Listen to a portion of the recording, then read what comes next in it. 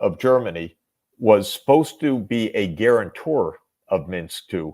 And then she admitted in a press conference a year ago, oh, we didn't really mean it. It just gave time for Ukraine to strengthen its defenses and so forth. Well, this is very cynical and very destructive. But the reason I mention it is Russia was not calling for Ukrainian territory, except we raised the stakes in this poker game.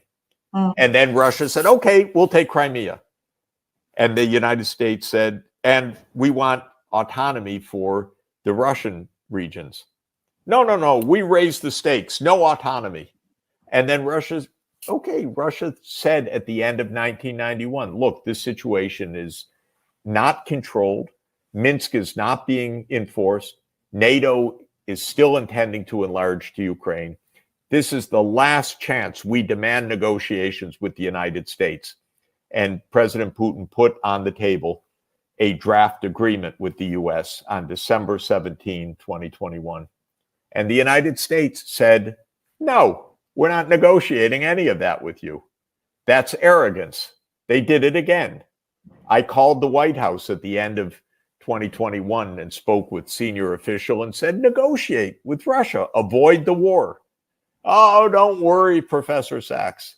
Of course, the United States rejected negotiations and the special military operation started. Now, this is also very interesting. At the time of the special military operation, the two regions, Lugansk and Donetsk, claimed independence. Russia did not annex them until September 2022. They claimed independence. Of course, the United States said no, but immediately Zelensky said, okay, we can negotiate with Russia. And in March 2022, there were negotiations, and they were actually going to reach an outcome of Ukrainian neutrality and an end to the war. And then what happened? The United States stepped in and said, no, don't do that. We don't accept that. Well, how stupid is that? You have a losing hand, but they raised the ante one more time. Now, why did they do that? Because they're basically ignorant. In this case, they didn't understand how bad their hand was. They looked at their cards and they said, we're going to impose economic sanctions, and this will bring Russia to its knees. And we will ship HIMARS missiles, and this will destroy the Russian military. This is a fantasy world of these people, these neocons in Washington. So they raised the stakes one more time. They said no to a negotiated peace. They said no to Ukrainian neutrality.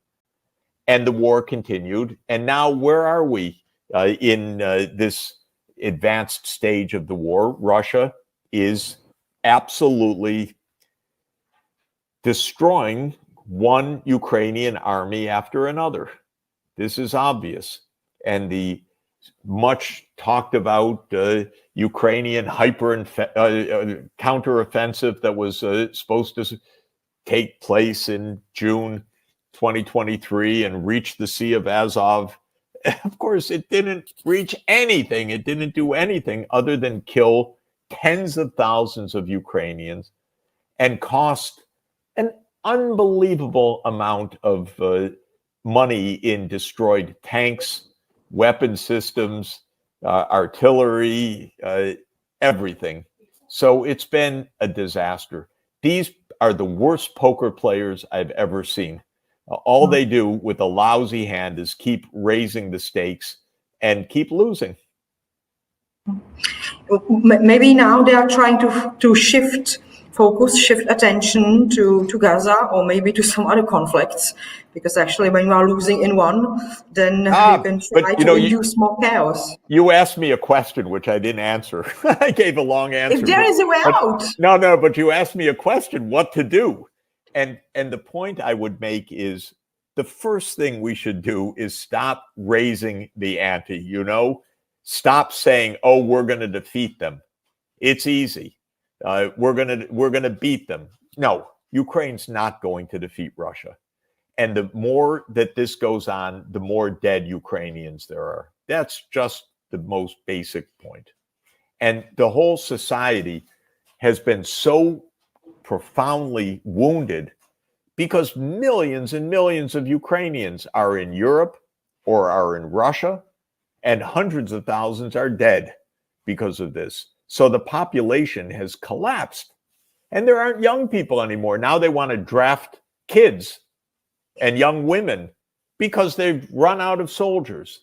It's terrible. And so we need to stop raising the ante. Now, what would that mean? We need to negotiate.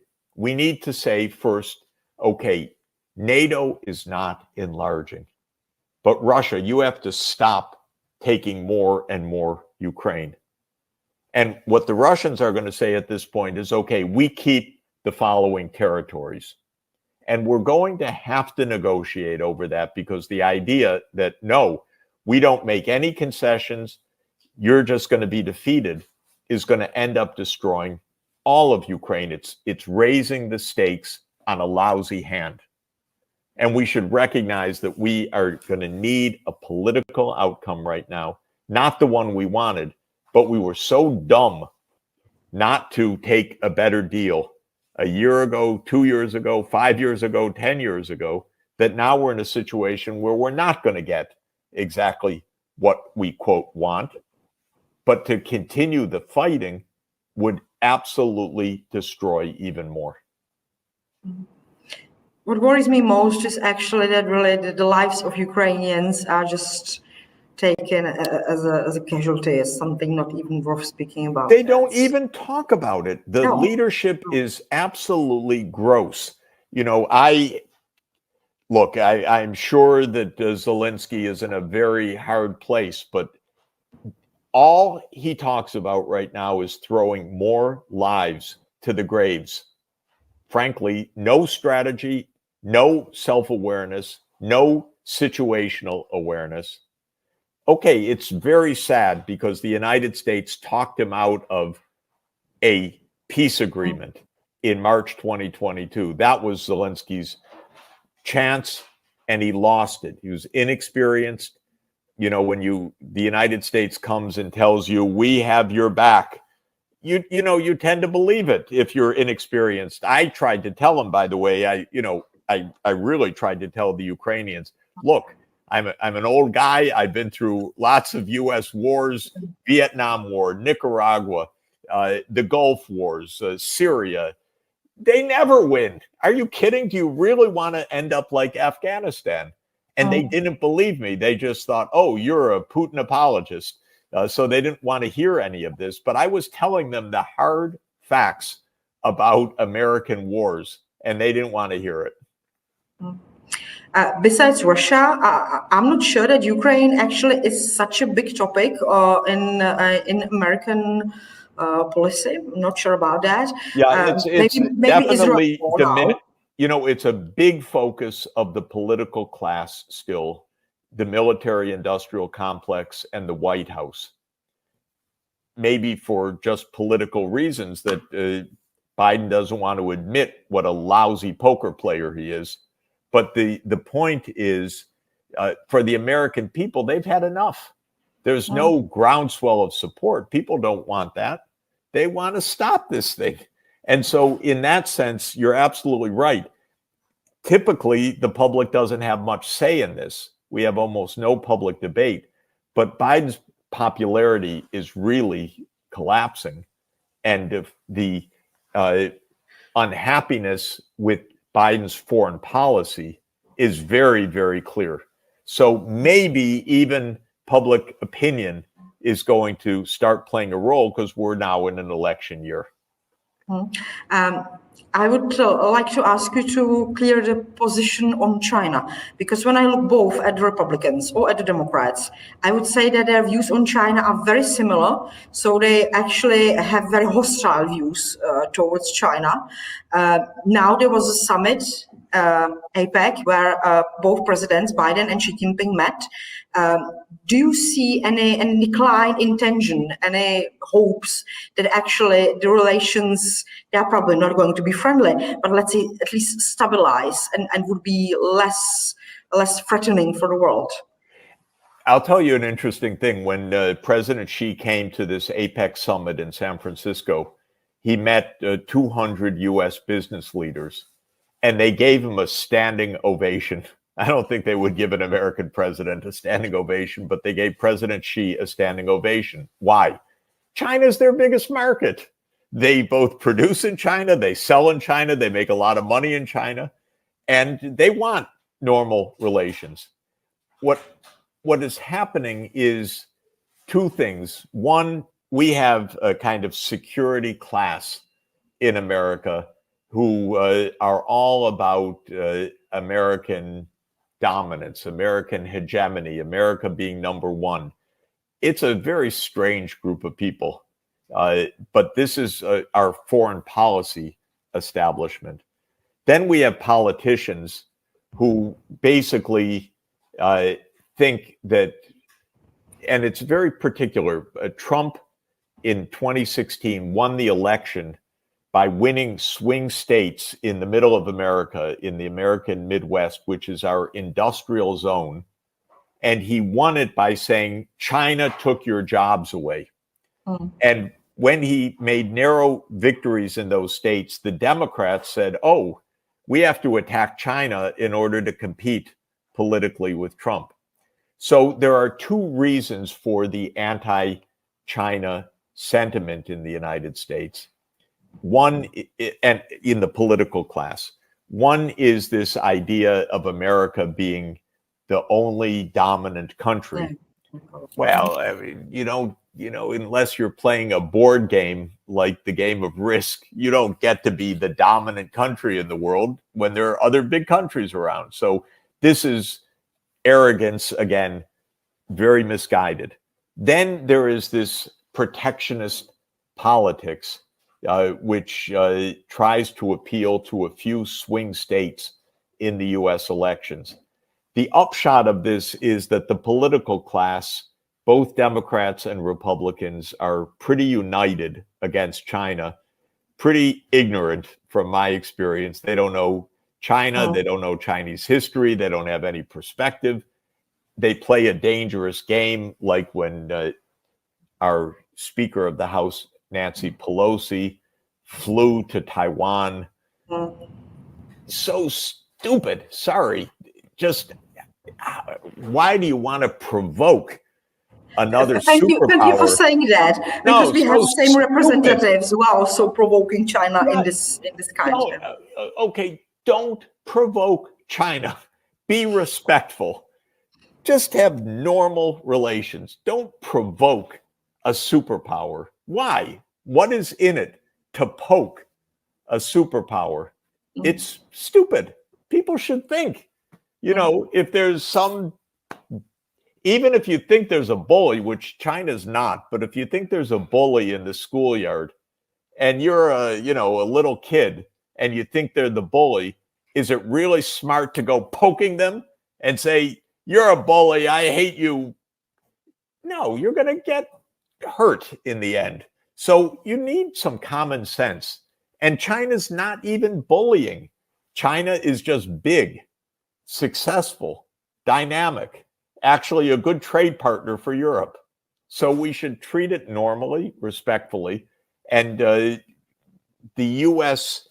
anxieties should not be Europe's anxieties. This is another area where European politicians are just repeating the words of American politicians. And I know behind the scenes, although it's obvious, why does van der Leyen repeat words almost like Biden? Because she feels that her job is to be with the United States. Maybe she hopes the United States appoints her as the Secretary General of NATO or something. I don't know what it is. No, but that's what she hopes maybe. So this is where Europe makes a big mistake, just like it did make a big mistake in Ukraine. it would make a big mistake of trying to make an enemy out of China. That's a completely ridiculous losing proposition. My last question, because our time is coming up, I have to reflect one very current event you already mentioned, and that's the elections in Argentina. Yes. Because let's say that the elected president is an unusual personality. How do you view this situation? Is there a danger for BRICS or maybe for other Latin American countries with his very strange suggestions as for foreign policy, as for economics?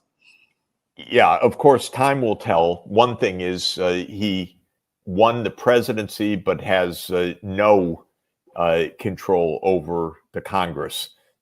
His small parties, and at least for the moment, doesn't have any kind of governing coalition in the Congress. So maybe his ability to do things will require a much broader coalition of forces, and that could be a constraint. But let me just say first, Argentina is a country that has been unstable for its whole history, going back to the 1820s, ever since independence. Argentina has messed up more currencies, had more inflation, and more instability than any other place on the entire planet. This guy won not because of what he says, but because of disgust with the outgoing government, which was delivering inflation of triple digits, more than 100%. You can't really win an election when inflation is triple digit. And I know Argentina quite well, and actually worked with the finance minister just before this one. And he was doing a good job, and he ended up being not forced out. He resigned, unfortunately. But he resigned because his own, I would say, corrupt politicians in his own party were rejecting the normal policies that he was trying to promote. So Argentina is now in yet another cycle of instability. All my professional career as an economist, I've been watching Argentina in amazement, because it's not an impoverished country by any means, and it's got huge natural wealth and very smart people, well-educated class of people, but it has made such a political mess repeatedly, and this could be yet another one. I don't want to say on the first day after the election of this guy that he'll really govern the way he campaigned, because sometimes they become a lot more responsible, but it could be that he's that he is what he says he is, in which case Argentina is going to face some real troubles. It's regrettable, because I'm a fan of the BRICS. I would like to see them work. Argentina is a new member of the BRICS group. Whether this guy stays in or out of the BRICS or gets kicked out of the BRICS, everything remains to be seen. But I only hope that this guy was making this as a persona, not as a real politics, because his real politics, if delivered this way, would be very, very detrimental to Argentina. Well, yeah, I take all of this very seriously, because we have a war between two nuclear superpowers. So this is a terrible situation. This is a war between Russia and the United States. The U.S. Does not have that many people on the ground. We don't know who really is on the ground in Ukraine from the U.S., but a lot of weapons are. Finance, intelligence. This is the U.S. is fighting this war, and this is quite clear. And that means two sides, each that have arsenals of 1,600 or so active nuclear weapons. in a war that is of tremendous significance for Russia on its border, and so far where the United States is saying we will continue to do whatever it takes to defeat Russia. Well, when you have superpowers talking in that way, you better damn take it as a big threat. And I have not appreciated the U.S. policies in this all along, because I think I'm actually a little relieved in a weird way that Biden said this, because I felt this all along. I felt that the U.S. policy was on a path of escalation and that they didn't have an off-ramp in their minds. By the way, there's an obvious off-ramp, and this is the whole point of this war, if you really know something about it from the beginning. And the off-ramp is that NATO says we're not going to enlarge to Ukraine, period. That was the off-ramp that would have prevented the war. That was the off-ramp that would have stopped this war in March, when Russia and Ukraine, under the mediation of Turkey, exchanged documents and said publicly, as well as the Turkish mediators, we're close to an agreement. Many of us think that the U.S. rushed in and said, oh, no, don't do that. You know, we don't know ever with our government what's really going on, because they don't tell the truth.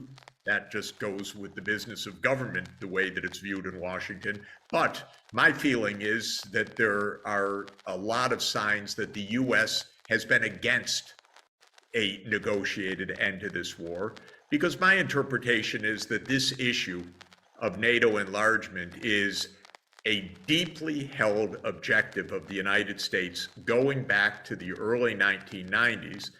It's as deeply rejected by Russia since that time. I've watched it on both sides. That's why we have a collision course that continues to escalate, and why we should take damn seriously this nuclear threat. But why Biden should ask himself, okay, well, good, he's asking what's the off-ramp. I'll give him the suggestion. We should never have suggested NATO enlargement to Ukraine, and we should stop now, because Putin was very clear at the end of 2021. Here are my red lines, and the core of them, the core of the red lines was neutrality of Ukraine. And I called the White House then, I said, that's good. That's actually right. That's not just a concession. That is right for all sides. The White House said, we don't like that. We believe Ukraine has the right to join NATO. I said, it's not a right, because it impinges directly on Russia's core security perceptions. You better talk. No, we're not talking about that. Well, they better talk. That's my bottom line. They really had better talk about this issue. By the way, you can't have Zelensky negotiating with Putin. This is a war between the U.S. and Russia. And we need to have the President of the United States and the President of Russia talking with each other and avoiding Armageddon. That's, I think, the bottom line. And Zelensky, by the way, said he wouldn't even negotiate with Russia insofar as Putin is in power. So Zelensky's taking care of that problem already, I guess. Look, you know, I've studied the Cuban Missile Crisis all my life, all my professional adult life. I wrote a book about the aftermath of the Cuban Missile Crisis. I've looked at this issue in great detail. We came close to nuclear Armageddon exactly 60 years ago this month, by the way. And during that period, one of the provocations was Castro saying, fire, telling Khrushchev, make a preemptive strike, just what Zelensky's doing right now. You could kind of understand it, but you know what Khrushchev said when Castro said, you should make a preemptive strike? Khrushchev said, my God, this is supposedly our ally who would end the world. We better negotiate. We better speed up the negotiations, because this is not stable. And when Zelensky says these things, I'm horrified.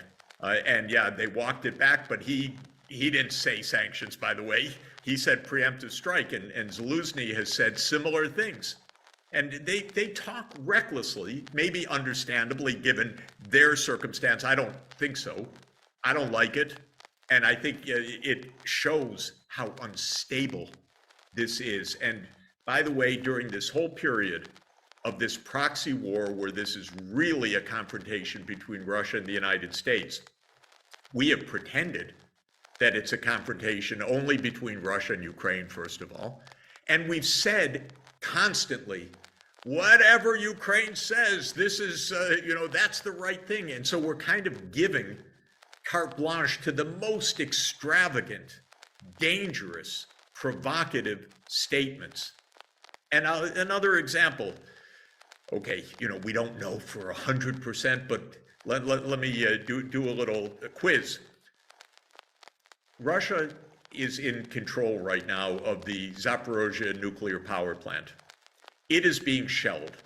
We hear that's very dangerous, which it is. You shouldn't shell nuclear power plants. Now, one side controls the plant. So who is actually shelling the plant? Well, our media say, oh, we don't know who's shelling the plant. And they can't put one and one together to say, well, if Russia's in control of the plant, maybe they're not shelling their own plant. Maybe it's Ukraine shelling the plant. Well, I can tell you, I speak to a lot of people. It's almost surely Ukraine shelling the power plant. And we can't bring ourselves to express a simple truth. And that hurts because they continue to shell the power plant with impunity. And we should say, stop shelling the power plant. Yes, it would be good if you had control of the power plant, we can say to them, but don't shell a nuclear power plant. But we can't even find those words.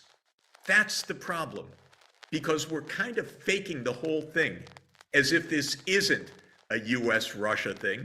Then we say, okay, do it, go, defeat Putin, that's great, that's what we want. Defeat the guy with 1,600 active nuclear warheads and several thousand more in reserve.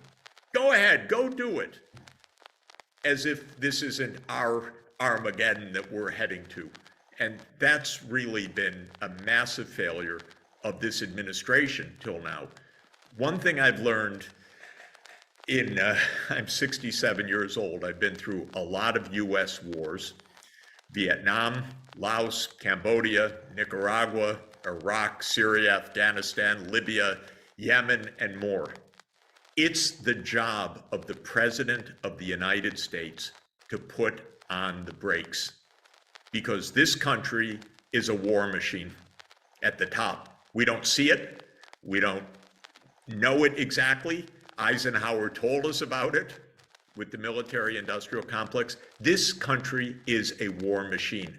The main job of the President of the United States is to stop the war machine from making wars.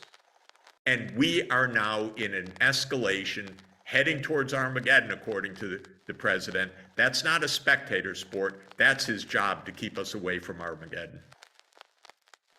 And Professor Sachs, you said this is a war between the US and Russia. We've heard threat after threat or call after call for an end to the Nord Stream 2 pipeline, from Assistant Secretary of State Victoria Nuland to Joe Biden himself. Senator Ron Johnson, in questioning Nuland, appeared to actually call for the sabotage of the pipeline. But I'm literally talking about rolling back the pipeline. And loosely define that, but I mean taking action that will prevent it from ever becoming operational. So who do you think is responsible for the worst act of industrial sabotage in recent memory, and maybe in long memory? And what would their motive be, considering that the German economy was on the hook here? I've said I wasn't there, but my guess is, just like I think Ukraine is shelling the Zaporozhye nuclear power plant, I think the United States blew up Nord Stream. And they told us, Biden said it in February, said if Putin invades, Nord Stream is over. And then a reporter said, well, what do you mean, Mr. President? How are you going to do that? He said, we have our ways. We have our ways. We will bring an end to it. But how will you do that exactly, since the project and control of the project is within Germany's control? We will, I promise you, we'll be able to do it. Come on. Who controls the airspace? Who monitors the airspace? Who has the means to do this? Who said we're going to do it? Who said afterwards, this is a tremendous opportunity, this new situation, a tremendous opportunity to permanently wean Europe from Russian gas? That would be Secretary of State Blinken. Who said, thank you, USA, tweeting a picture of the burst pipeline? That would be Radek Sikorski, former foreign minister of Poland. And by the way, you know, I've been in touch with reporters in papers that say we don't know, or even worse, who say Russia did this. And then I talk to very senior reporters, and they say, Jeff, of course it's the U.S. What do you think? But it doesn't get into our news. My guess is that we're going to hear from Europe's investigators in a week or so. Very hard. We don't know. Trail went cold. Very hard to tell. We'll keep looking, but we don't know. But terrible blow, terrible blow. That would be consistent with the U.S. doing it. And the fact that things went a bit quiet after this, rather than parliamentarians throughout Europe demanding our core infrastructure was blown up, tells me that they're told, keep it quiet, keep it quiet. We don't really want to know exactly what happened. So I can't prove this, but it sure does, to my mind, put all the suspicion on the U.S. side. Warnings, motive, capability, subsequent behavior, strange statements. To my mind, it adds up. I don't think Russia would blow up its core infrastructure. That doesn't make sense. And anyone else that did it would, you know, with Poland or Denmark or anyone else, that would be NATO, that would be with the US. President Joe Biden has said, Professor Sachs, that there will be an investigation into what he has deemed an act of deliberate sabotage. He said he'll send divers down, which is interesting because he knows that divers can reach it. But do you think that this investigation will be a whitewash like the kind we saw the Organization for the Prohibition of Chemical Weapons carry out, where inspectors were actually censored and even attacked by OPCW leadership around the Duma Syria chemical weapon attack allegations in April 2018? And what do you make specifically of that allegation? My colleague here, Aaron Mate, has done as much to expose the cover-up as anyone, so it's a real issue of interest here.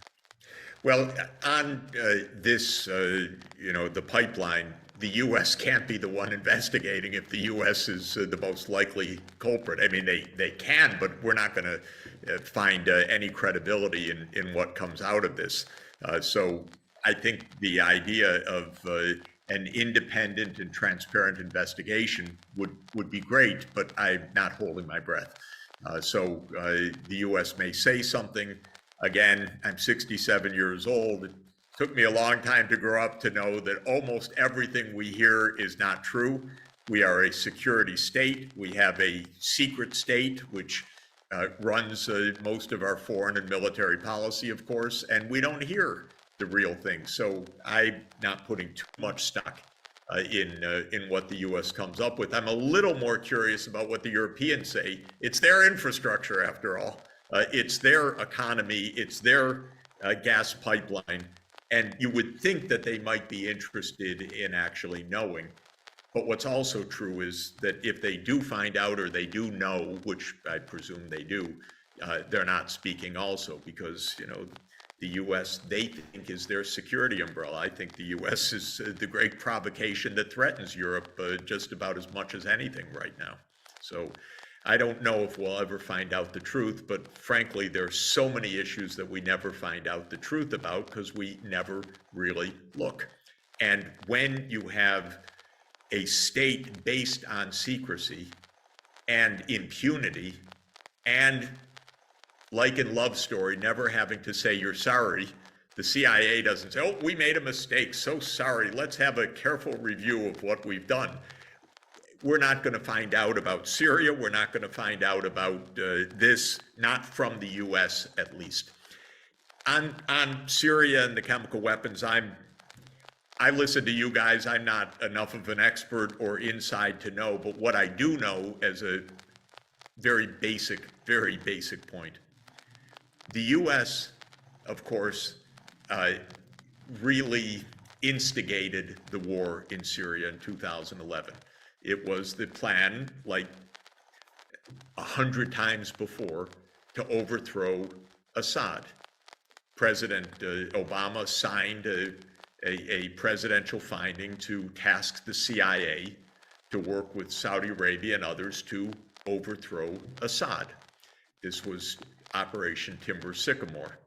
What is amazing to me about the whole thing is that there's almost not been any coverage, review, explanation of this. We heard only this is a civil war. That's what we heard again and again. And then we hear even more extraordinarily, Putin intervened in Syria. Look what the Russians have done. Putin intervened years after the US took action to overthrow Russia's ally. But we can't get this story told. I think the New York Times covered Operation Sycamore one day, if I remember, something around 2016. Nothing beforehand, nothing after. And I knew a lot about this in those years at the time because I knew what was happening through diplomatic channels and so forth. It was like reality here, weirdness of our mainstream media here, and a narrative that was completely devoid of facts for years. And newspapers that are, of course, absolutely counter-informative. Quick question on Ukraine before we move on to other topics. What do you think guides the U.S. officials who are overseeing the current policy? I mean, we had someone like Lindsey Graham recently say that as long as the U.S. arms Ukraine, they will fight to the last person. 4 months into this thing, I like the structural path we're on here. As long as we help Ukraine with the weapons they need and the economic support, they will fight to the last person. Do you think that's the prevailing mentality right now? And why are they so determined to sacrifice Ukraine in this war against Russia? And if I could piggyback on that question, Professor Sachs, since you mentioned the Cuban Missile Crisis and your understanding of it, throughout the Cuban Missile Crisis, the Kennedy brothers, John F. Kennedy, Bobby Kennedy, were pushing back against the Joint Chiefs. Then later in Vietnam, although LBJ was going along with the Joint Chiefs, he was listening to figures like George Ball, Assistant Secretary of State, who was an opponent of the war. Do you have any insight into the thinking of the Biden administration? And is there anyone there who is resisting this drive towards nuclear escalation? I think that the core motivation of the U.S. goes back to the neocon approach to foreign policy, which basically has been the approach of the United States for 30 years now. At the end of the Soviet Union, the neocons took power. They're still in power. And their view is the U.S. is the unipolar power. It's the sole superpower, and we're going to keep it that way. And under U.S. strategic doctrines right now, there are two threats. Russia is one and China is the other. And it's not an accident that we're in confrontations on two fronts right now. So when it comes to Russia, Zbig Brzezinski pretty much spelled this out in his very interesting book, The Global Chessboard, Grand Chessboard, A Global Chessboard, 1997, where he said that Ukraine is the geographical pivot of Eurasia. It's the key. If the United States is basically in charge, Russia ceases to be even a regional power, basically. It's cut out from the Black Sea and the Eastern Mediterranean. Ukraine's a big prize if you're a neocon. And a neocon is someone who views the world like the game of Risk. that you want to get all your pieces on the board and you want to take all of your opponent's pieces off the board. And Ukraine is really strategic from their point of view. And this has been spelled out by Robert Kagan, for example. They've written about this quite openly. And of course, that family has been part of this for the whole time, because Victoria Nuland is the Undersecretary of State for Political Affairs in the United States right now. She's been through all these administrations. And so I think that this is the core, that we're going to expand NATO. They have the idea that the North Atlantic reaches to Georgia. Now, that's an interesting idea. That was George Bush's geographical insight in 2008. Extraordinarily cynical, but if you look at a map, what's the game plan? The game plan is control the Black Sea. It is Ukraine, Romania, Bulgaria, Turkey, and Georgia, all surrounding Russia, where their naval fleet is. So that's what Brzezinski was outlining back in 1997. Now, they thought they could kind of slip it in without, Russia being able to oppose it, because they kept expanding NATO step by step. First, the three, Hungary, Poland, Czech Republic, by the way, against the promise, the clear, unequivocal promise to Gorbachev that NATO would not expand to the east.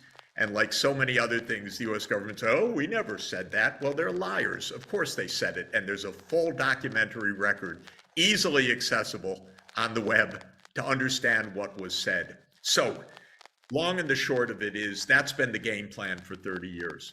And it's had its ups and downs, because Ukraine itself is internally divided between East and West. And so the presidents have gone back and forth, pro-Russia, anti-Russia. And when a pro-Russian president, Viktor Yanukovych, came in 2010, after Bush had invited Ukraine into NATO, over the opposition, by the way, of European leaders, but this is a US-led alliance, Yanukovych guided neutrality through the Ukrainian parliament. That stabilized things for a little while, until Yanukovych was overthrown. Overthrown by whom? Well, according to the US narrative, the masses on the streets. According to what I saw with my own eyes, we stirred a lot of the pot and paid for a lot of that overthrow. I don't know how much. Everything's a lie. Everything's hidden. But the Russians say that was a coup that the US led. I can't tell you exactly the US role, but we heard Victoria Nuland on the tape describing the formation of the new government, and other choice words for our European allies. And I know with my own eyes, by the way, about US involvement in that. Not my involvement. I saw it. I was, oh my God, that's pretty weird what's going down. And this is Russia's point, which is, okay, you broke it again. Now, because as soon as Yanukovych went down, the new government said, we want NATO. And then the US started pouring in the weapons, billions of dollars during the Trump years.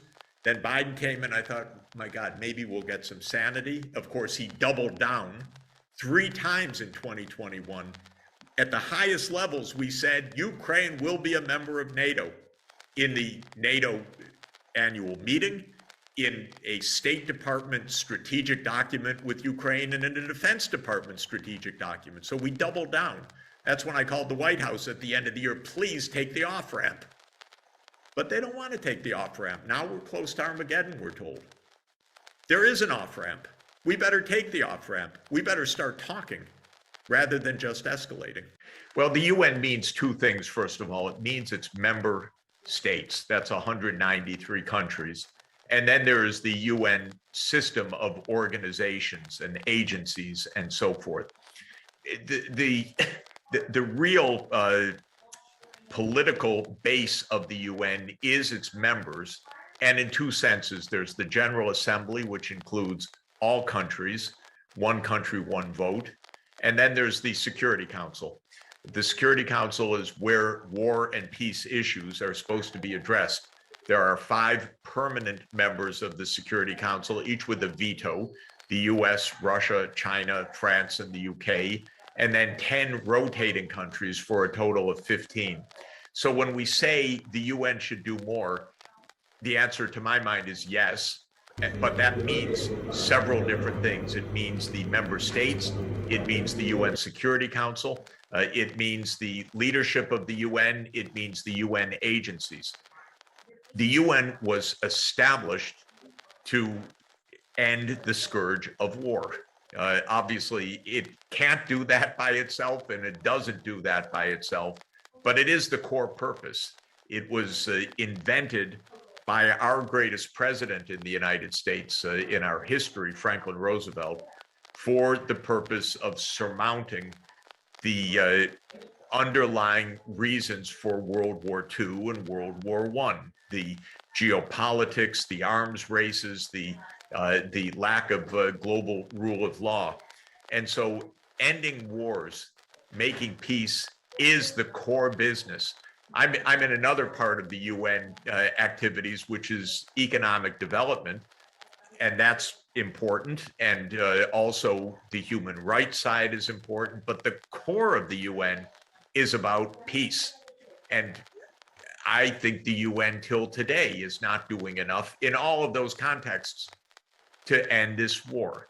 Now, what we hear from the rhetoric in our mainstream media in the United States is, well, Putin is a Hitler, and he has to be stopped, and we have to defeat him. And it's as simple as that. And there's no talking to him. The man is crazed, living in a dream world of Russian imperialism. There's no stopping him. Any agreement is to rip up a piece of paper. I can tell you, since I'm an old guy now, 67, I've lived through this characterization. Every decade, there's a new Hitler that we can't deal with, whether it was Ho Chi Minh or whether it was Vietnam or whether it was Cambodia or Laos or Nicaragua, for heaven's sake, or Iraq or Syria. We are real good at this game of rhetoric, but this is not real. And since I am all over the world, virtually all the time, speaking with world leaders, what we hear in our media is propaganda. It is not real. We should be negotiating. Actually, Biden refused to negotiate with Putin in 2021 because Putin raised a very specific set of points. One was NATO enlargement. And then there's a chorus here that says, oh, that's a phony issue. That's a red herring. That's fake. That's not fake. I've been in this issue since 1990, when the West promised Gorbachev no NATO enlargement. We're liars. I'm sorry to put it that way. We cheated. We continue to do this. And then Biden refused to negotiate. Okay, that's straightforward, except it's not the way the story is told. Then there is the question of Ukraine itself, which is an ethnically divided country because there is a significant Russian minority. And those are real issues, by the way, although war is not an answer to them in any sense. But there was a very complicated, very difficult conflict where the U.S. was stirring the pot also back in a decade ago, and especially around 2014 and 2015. And there were actually agreements reached for the area where the fighting is raging right now, for the Donbas region. And the agreements were called the Minsk I and Minsk II agreements. They were signed by the Ukraine government. And then the government said, no, we don't want to do those. And when Putin says, well, what about the Minsk agreements? he is shouted down or ignored. Oh, they don't exist. They were unfair. They were this, they were that. They were actually agreements.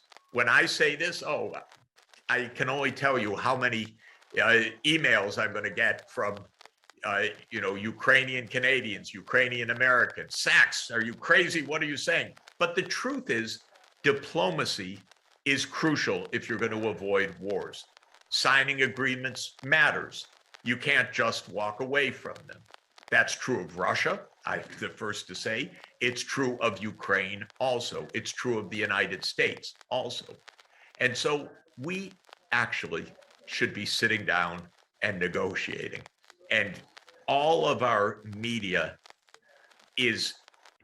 don't discuss substance of what this war is really about, or what its roots are, or even what the claims of Putin are. Just say repeatedly, he's Hitler, he's a madman, he's out of control, there's nothing to do but defeat him. That's our mantra. That kind of mantra can get us all killed if we go down this road, because it's false and it's extraordinarily dangerous. Because, like it or not, we don't like it, but Russia has 1,600 active nuclear warheads, and we don't even want to sit down to talk. And shame on our government not to have diplomacy with Russia. At least sit, talk, discuss, and explain. We don't do that. We just say victory, victory, victory on the battlefield. Well, I'm not in it for that, because this is a very dangerous and very unwise approach. It's incredibly destructive, and escalating this crisis is, as you mentioned, it only gets scarier, more damaging, and more destructive from there. So what would a reasonable outcome be from your perspective? What, if you're President Zelensky, what would you accept to get to a peaceful resolution to what's going on now? This agreement was actually on the table back in the end of March, and then Ukraine walked away from it, from what I understand, because the U.S. told them walk away from it. We're providing the weapons, and the U.S. and even more the U.K., which is a more experienced empire than the U.S. and has a mindset, even though it's the empire is long gone, but they still have a imperial mindset that is even more imperial than our mindset. They said to the Ukrainians, don't negotiate. You don't have to. Just beat them on the field. So what was on the table at the end of March was basically neutrality for Ukraine, so that NATO and Russia wouldn't be right up against the border with each other, which is incredibly dangerous. Because if you have the two forces right up against each other, you are in a tripwire of nuclear war.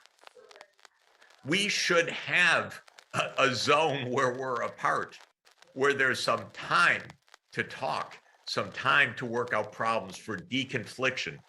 But no, we wanted to be right up against the border. But what Zelensky said back in the end of March was neutrality. Neutrality with guarantees. Okay, that's a very valid issue. How is that neutrality going to be protected? But that was point one. Point two was something on the Donbass. Even I said, okay, Minsk 1, Minsk 2 were signed. You can't just walk away from those agreements. You have to do something about them. The third, which is everybody, by the way, on the inside acknowledges there's no answer, is Crimea. Because Crimea is a really weird story of Russia's seaport on the Black Sea, its naval base in Sverdlovsk. So fundamental for Russian security. But Khrushchev in 1954, of course, in what was then a completely symbolic gesture, when the Soviet Union had administrative lines that were within an overall state. He said, okay, we gift Crimea from Russia to Ukraine. It didn't mean anything when there was a Soviet army and Soviet naval base and all the rest. But after 1991, it certainly meant something. And what happened in 2014 was the pro-Russian president was overthrown. Russia views that as a U.S. instigated coup.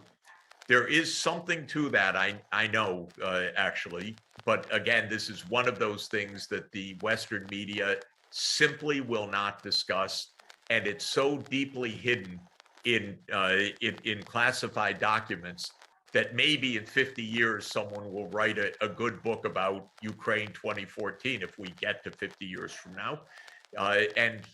But in 2014, the Russian President Yanukovych was overthrown. And at that moment, Putin seized Crimea. And there was a referendum, hard to know much about it, but Crimea became part of Russia. Okay, just to say 3 issues on the table, neutrality, the Donbass, and Crimea. And Crimea, the basic answer was, oh my God, okay, we continue to negotiate, it's a frozen conflict. The Donbass, something like the Minsk agreements, and neutrality. And then the government of Ukraine walked away from this, even after reports that there was close to an agreement. Then we have our defense secretary and our State Department, which used to be diplomats, but now it's warriors, saying we're going to defeat Russia. And so everything went away about the negotiations. So that's the long-winded answer to your question, that we weren't so far from actually having a negotiated outcome. And then Ukraine walked away, I think, under the instigation of the United States. To talk about the debt just a little bit more, with us owing something like over $800 billion in interest to China, how is it that we have all these lawmakers who are saying that we need to prepare for war with China? I was listening to a hearing in the House the other day, and I couldn't believe I couldn't believe what they were saying about sending more and more troops over to the Pacific to surround China. I think we already have about 250 bases. We're opening a new base in Guam, sending 5,000 Marines from Okinawa to Guam, fully militarizing Guam. And yet we owe China money. How do they square this in their mind? Well, I can tell you I've been engaged in international economics at the professional level for 43 years, and you add some student years in that. I've never seen a worse public discussion and debate than we have right now. It's almost mindless. It's also filled with lies and many other things, but this warmongering against China it's so wrong, by the way. Aside from the question of debt, do we really want to end the world? Do we really want to have World War III with China right now? These congressmen need to get a life, get out of their handouts and hands out to the military industrial funders and the other lobbyists, and go learn something. Go to China, go have some discussions, go see something, because what they're talking is nonsense, and it's going to get us in deep, deep trouble. So when it comes to the question of the drumbeats of war with China, much more than the debt issue and the economy issue, I'm worried about the survival issue. And I just see so much ignorance in Congress, but maybe it's not ignorance. Maybe they're just expert at fundraising for their reelection campaigns, and that's all that matters to them. But I don't think they know what they're talking about at all right now. Well, I would agree with you on that. I think many of us at Code Pink would agree with you. And there are some of us who believe that this war in Ukraine is really a prelude to what people like Victoria Nuland, number 3 in the State Department, who was there in the Maidan Square in 2014, encouraging the coup and engineered the transition government, want to see, which is the next war with China. God forbid, right? We know that would be an absolute disaster. Overseas, a lot of people call this the Nuland administration, not the Biden administration, because Nuland has been there. She was Cheney's advisor. She was the Bush ambassador to NATO when the NATO enlargement to Ukraine and to Georgia was put, this disastrous idea that got us into this was put into the NATO agenda, by the way, over the huge objections of the Europeans at the time. She was the ambassador to NATO under the Republicans. Okay, then she stays, and then she's the point person for the U.S. role in the overthrow of the Ukraine government in February 2014 that starts this war, because people need to remember, just get on a website and look at it.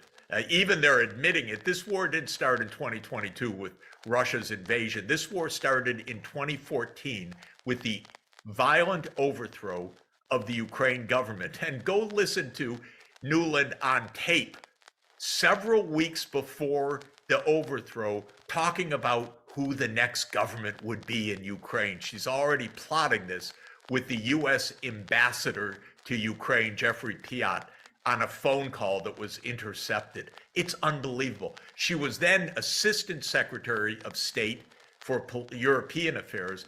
Now she's Undersecretary of State for Political Affairs. So she's that deep state, the one that transcends the political parties, that shows this is not Democrats and Republicans. This goes back to Cheney, to Bush. This goes to Obama administration. This goes right up to Biden. Come on, what is this? And we've known all along. Our own diplomats, William Burns, who in 2008 was the U.S. ambassador to Russia, cabled home, and people can find it online because it was covered by WikiLeaks. They can find William Burns' email cable that says, my God, if we push NATO enlargement, this is absolutely a Russian red line. And the Russians have explained, don't do this, why this is so dangerous. And Nuland, okay, close your eyes, just go ahead, everything will be fine. And not everything's fine. Now we're in the middle of one war and at risk of another war, and nothing is fine. Nothing is fine. I want to ask you, back at the debt, on the topic of the debt, there are those, Jeffrey Sachs, who say, you know what, we don't have to worry about the debt, so-called debt crisis, because our dollar is not backed by gold. We can just keep printing dollars. This is, I think, modern monetary theory. We can afford whatever we want. What would you say to them? Well, it's technically right. What you do, technically, the Treasury borrows from the open market, and then the Federal Reserve buys that debt from the bondholder, puts money into the economy, and takes the debt back onto the books of the Fed. So it's no longer owed to the public. The debt is now owed to another unit of the government. But what happens is the money supply has gone up. So it is printing money to finance the war. The problem with that is that, again, you can do it to an extent, but if you do it too much, you get inflation. And in 2021 and 2022, we had a blowout of the money supply. I've been a monetary economist for 43 years, I mentioned, international. I never saw it. In fact, it never happened before, such a large increase of the money supply. And then you start having inflation. The first inflation was that every crazy cryptocurrency soared in value, and then the stock market soared in value, and asset prices soared in value, and non-fungible tokens soared in value. But then it got into the commodities markets. Now it's getting into the real, you go to the grocery store, it's into the real economy. And so that's what happens when you print trillions of dollars, which is what we did in 2021, 2022. So you can do it. It's just that you have consequences when you do it. Don't do it and think you're going to get away with it just completely printing money. Lots of governments have tried that for actually a couple millennia. It's called debasing the currency. And you can do it for a little while, but after a while, you better pay your bills. That's the basic point. Thank you. For those of you who just tuned in, I'm Marcy Winograd for Code Pink Radio. I am with the distinguished Jeffrey Sachs, economist, public policy analyst who's been doing this for decades, talking about this debt crisis of anywhere from $24 trillion to $31 trillion and the betrayal of House Speaker Kevin McCarthy, who promised that he would not deliver a blank check for military spending. And yet, all talk of cutting the military budget has suddenly evaporated during this period in which he is negotiating with President Biden and demanding cuts in Social Security and Medicare, food stamps, and so forth.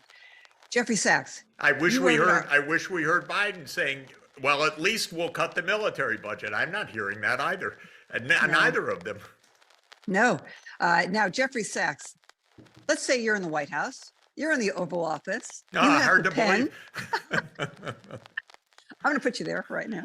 And you're meeting maybe with House Speaker Kevin McCarthy and the Minority Leader Hakeem Jeffries, and you say, look, this is out of control. This debt we have. We need to cut the military budget, slash it. What are you going to cut in that budget? First thing I'm going to say, God, we thought we were going to bluff Putin and so forth, and just NATO enlargement was going to go on, and he called the bluff, and now we're in this ridiculous, horrible, tragic, destructive, expensive war. We're going to tell him, okay, no NATO enlargement, you go home. In other words, we're going to negotiate the end of this, which started with these provocations of overthrowing a neutral government and overthrowing the sanity of not moving NATO right up to a nearly 2,000-kilometer border with Russia and all that. So I would stop the war through negotiation. That would be the first thing. We'd save a lot of money. Second, I would say, look, we just had the accounting by SIPRI, which is the Stockholm Institute that keeps track of who spends what on the military. The United States is spending more than the next 10 countries combined. And I'm talking about China among those countries. We're spending 3 times China's military spending. We're spending more than the next 10 countries combined. Let's get this under control. Then I would point out that we have 800 actively left behind this progress that are really struggling for a variety of reasons. People live in more remote areas or in very unfavorable geographies, or are part of minority groups that have been maltreated within societies, or half the population, women and girls, that traditionally were not part of the market economy, were part of the household economy, and have definitely seen progress, but facing a lot of social obstacles still today, which is why one of the Sustainable Development Goals is directed specifically at the issues of gender, SDG 5. So one of the 3 huge challenges is that we have a rich world and a lot of very poor and suffering people within that world. And that's just, I think for most of us, humanly unacceptable. And indeed, when the UN was established in 1948, all of the member states agreed that there should be basic standards of life for every person on the planet, because they're people on the planet, because they're human beings, and the world is productive enough to ensure the dignity of everybody. And that's why the Universal Declaration of Human Rights was adopted. And I regard us still trying to honor that declaration, which seems to me to be the basic point. So problem number 1 is the very uneven development, the fact that there is still today a significant part of the world that lives in really abject deprivation. And that's a first challenge. And I think it's ethically probably the number one challenge, because extreme deprivation in a world of plenty is absolutely destructive of all of our humanity if we don't solve that problem. So that's why SDG 1 is end extreme poverty. Straightforward. And SDG 2, the second highest priority, is end hunger, for heaven's sake.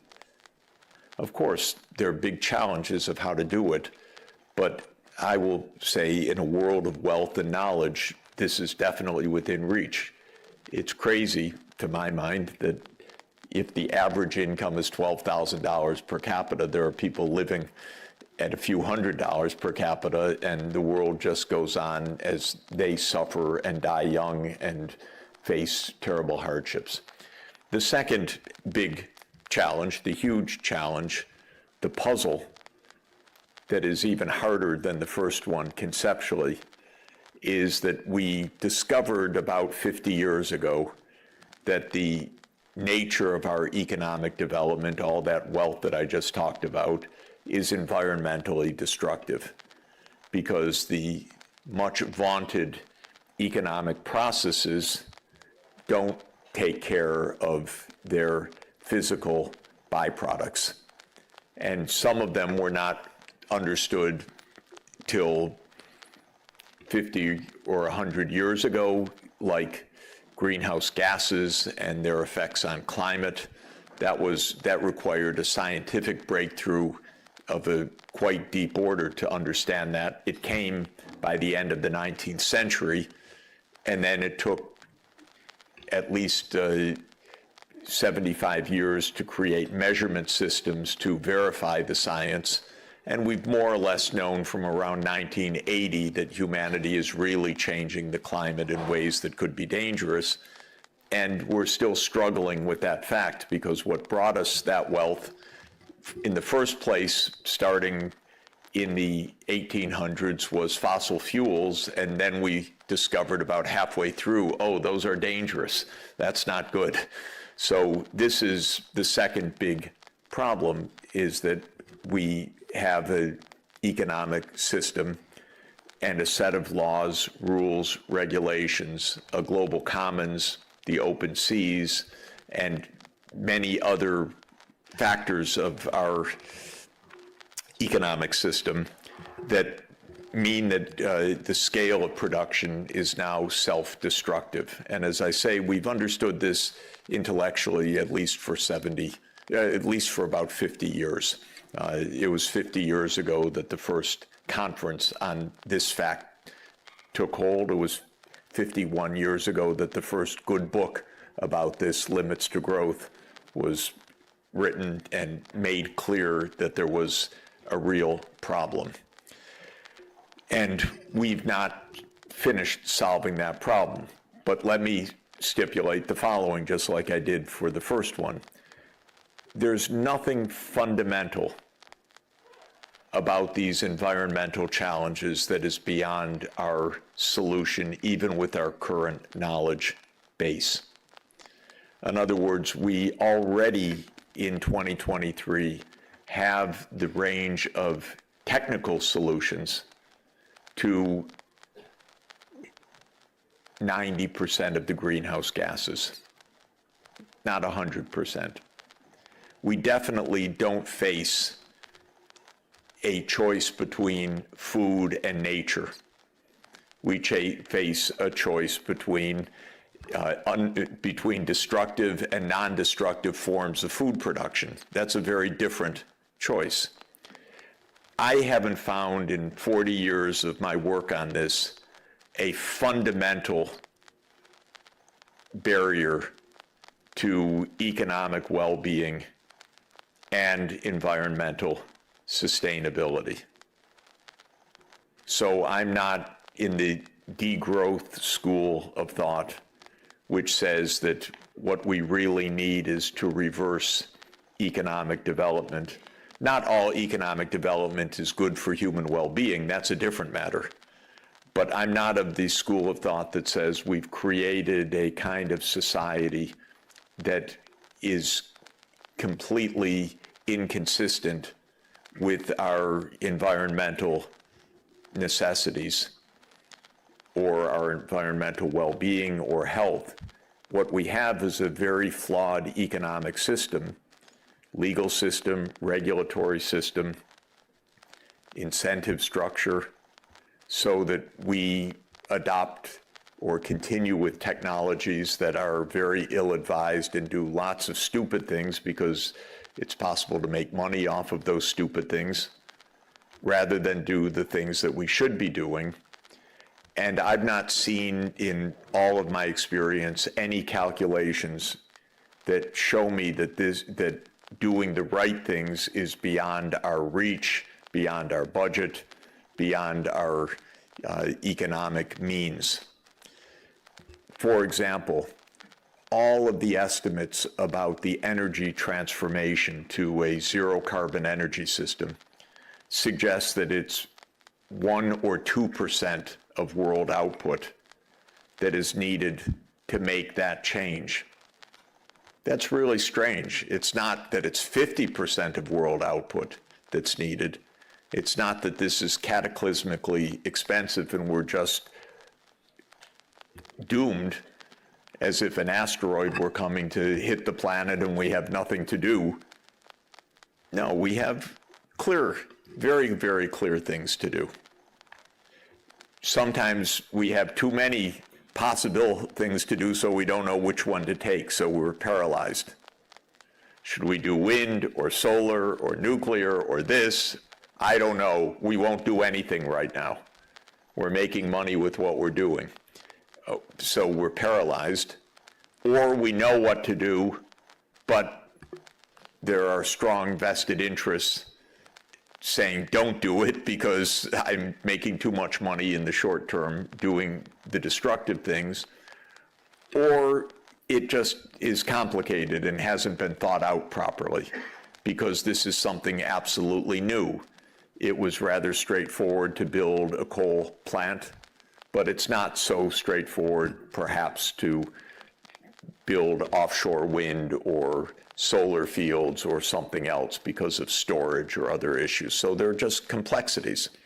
But that's the second big category of challenge that we face, which is this economic environmental collision course, which again needs analysis and then needs to ask, how deep is the problem? And for me, and how solvable is the problem? So the climate crisis is very deep, but it's also rather solvable.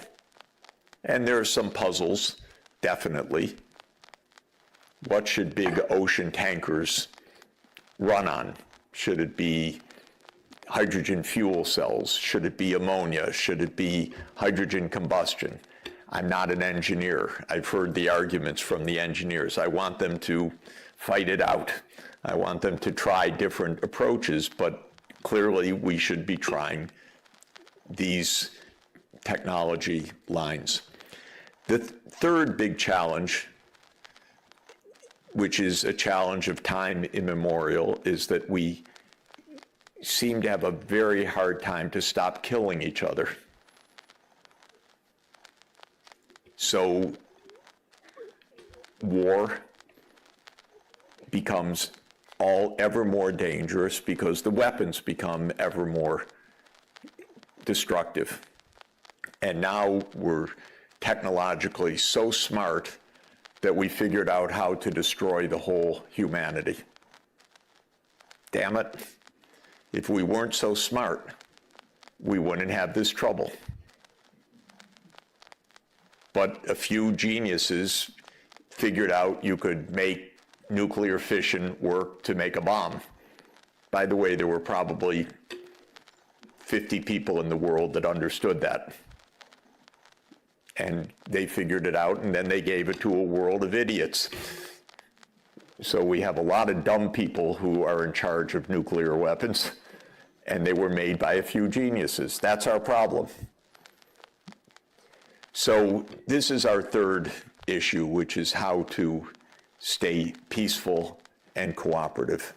To my mind, these are the three big issues that we face, which is how to be fair and decent to people who are suffering, how to make sure that we're not self-destructive because our economic system is actually a complicated set of incentives that doesn't get things right, and there's no magic in how we have organized our economic life to handle issues like greenhouse gases, which weren't in Adam Smith's Wealth of Nations and are not part of the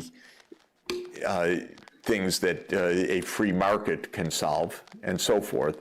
And the third is this interminable problem that if you read human history, we've been fighting with each other most of the time, but there are also glimmers of hope that there are long periods of peace, and we also have institutions for peace just like we have institutions for war. One of the things that makes me quite optimistic about China's rise is that China has been much more peaceful in its history than just about any other region of the world. And the amount of interstate war of China over the last 2,000 years is actually quite low. It's basically been wars of pastoralists coming from the north and sedentary farmers trying to fight them off. And that's been most of China's wars for 2,000 years. If you look at Europe's wars, it was just kill each other across the divide for 1,000 years, nonstop. So China at least has a peaceful tradition, and I think it fits actually with this idea of harmonious society, with the idea of global civilizations and so forth. I'm quite an optimist, I have to say, about that, because I think it actually there's a deep rootedness. So that's all we have to do. End poverty, protect the environment, stop killing with each other. All right? So, thank you. No, okay. So what do we do? To my mind, the basic thing is we should think hard about each of those things and then come up with plans. That's the most basic idea. That sounds so dumb. Why am I saying that after 40 years? Don't I have anything more intelligent to say? And the thing is that the way that our social systems work is not to think and then solve these things. And that's very interesting. Our economic system is designed around a different principle, which is let people do what they want, get rich, go find your job, go buy what you want, but not solve problems. So in economic land, it's not oriented towards solving problems. It's oriented towards doing your thing. Businesses are supposed to go make profits, and we're supposed to be good consumers, and we're supposed to be smart in the job that we pursue. But at least in market economics, which became the dominant ideology of the Anglo-Saxon world and then the world, it isn't to solve problems, it's go do your thing. So don't expect the answers to these problems to come from the economic sphere or from the business community. It's not their job. Their job is to run a business. It's to make money. So that's problem number one, that we don't think in the economic sphere about end goals. We're supposed to just do our thing. And then politicians. In most politics, it's not about solving problems. It's about maintaining power. And that's even the goal.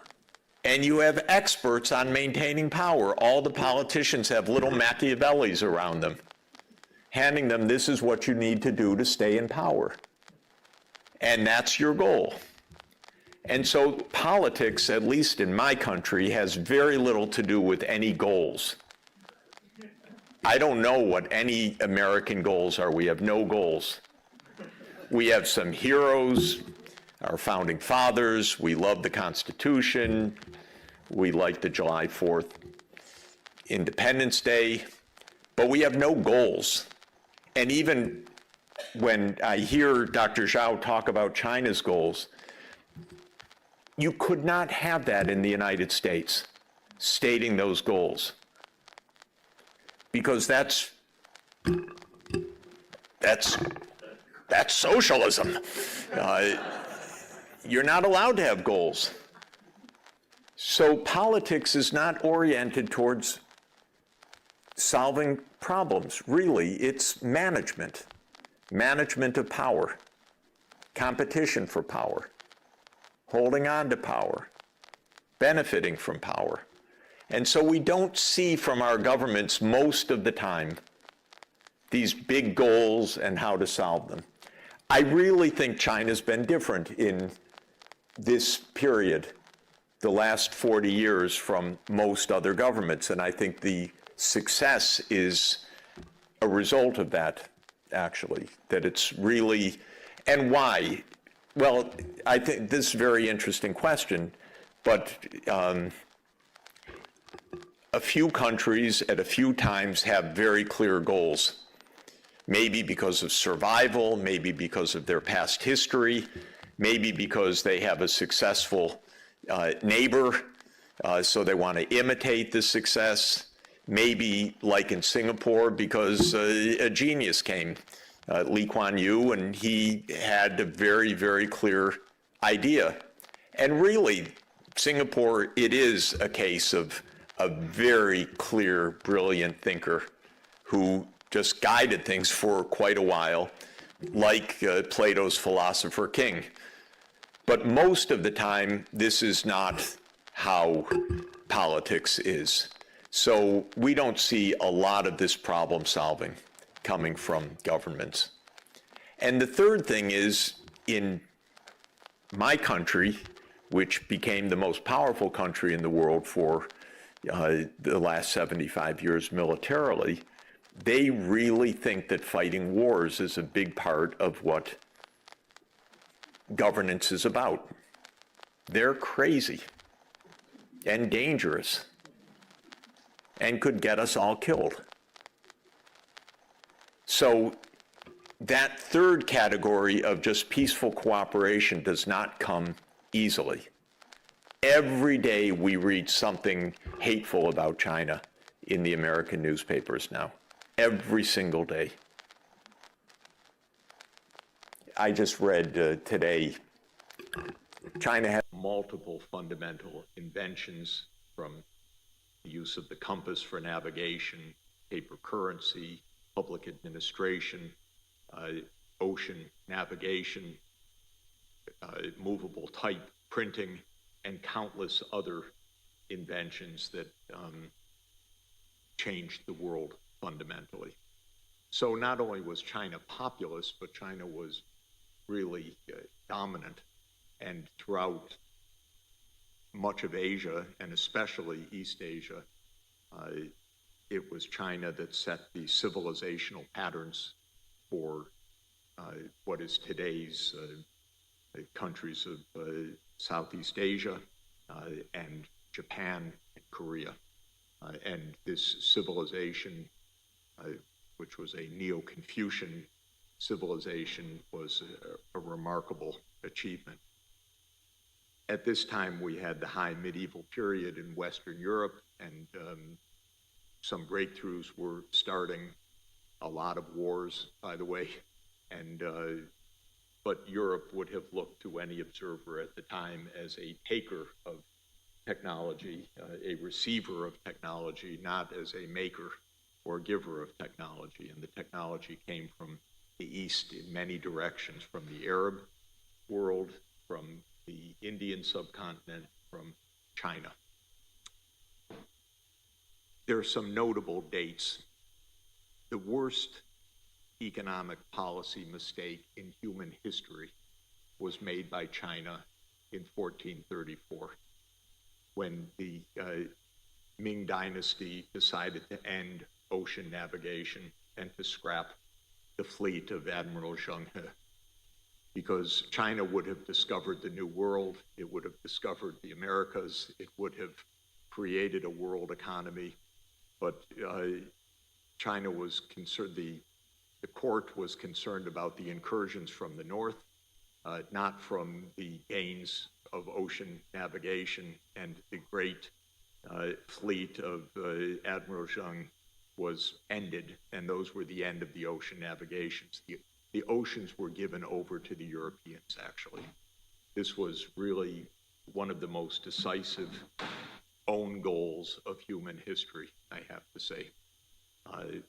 Now, the next date that's important is 1492, because as China vacated the oceans, Portugal and Spain filled the oceans using Chinese technology, by the way, the ocean navigation and the gunpowder, which all had come from China, to begin an age of navigation.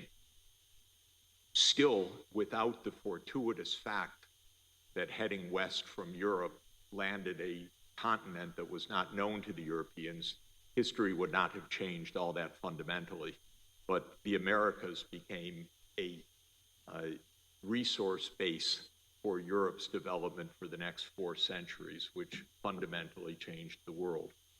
And Adam Smith, writing in 1776, said that the 2 most significant events in the history of mankind were the discovery of the Americas by Columbus in 1492 and the discovery of the path around the Cape of Good Hope by Vasco da Gama in 1498. So that was a turning point. Still, Asia was dominant, but this little peninsula on the far west of Eurasia began to explore and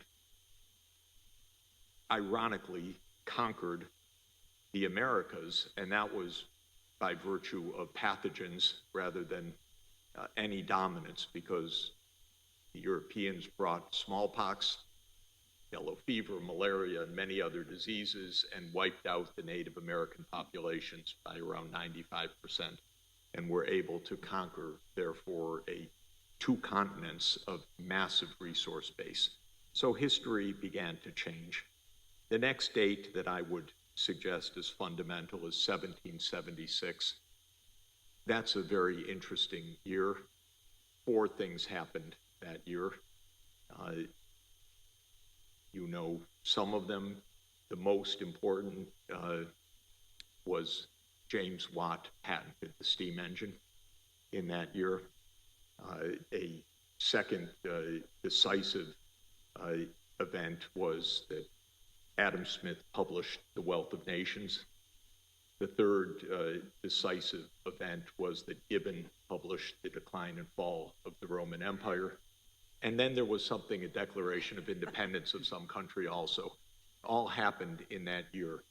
But the invention of the steam engine was a turning point as significant as 1434 and 1492, because though the steam engine had been invented by China, it had not been utilized by any scale in China.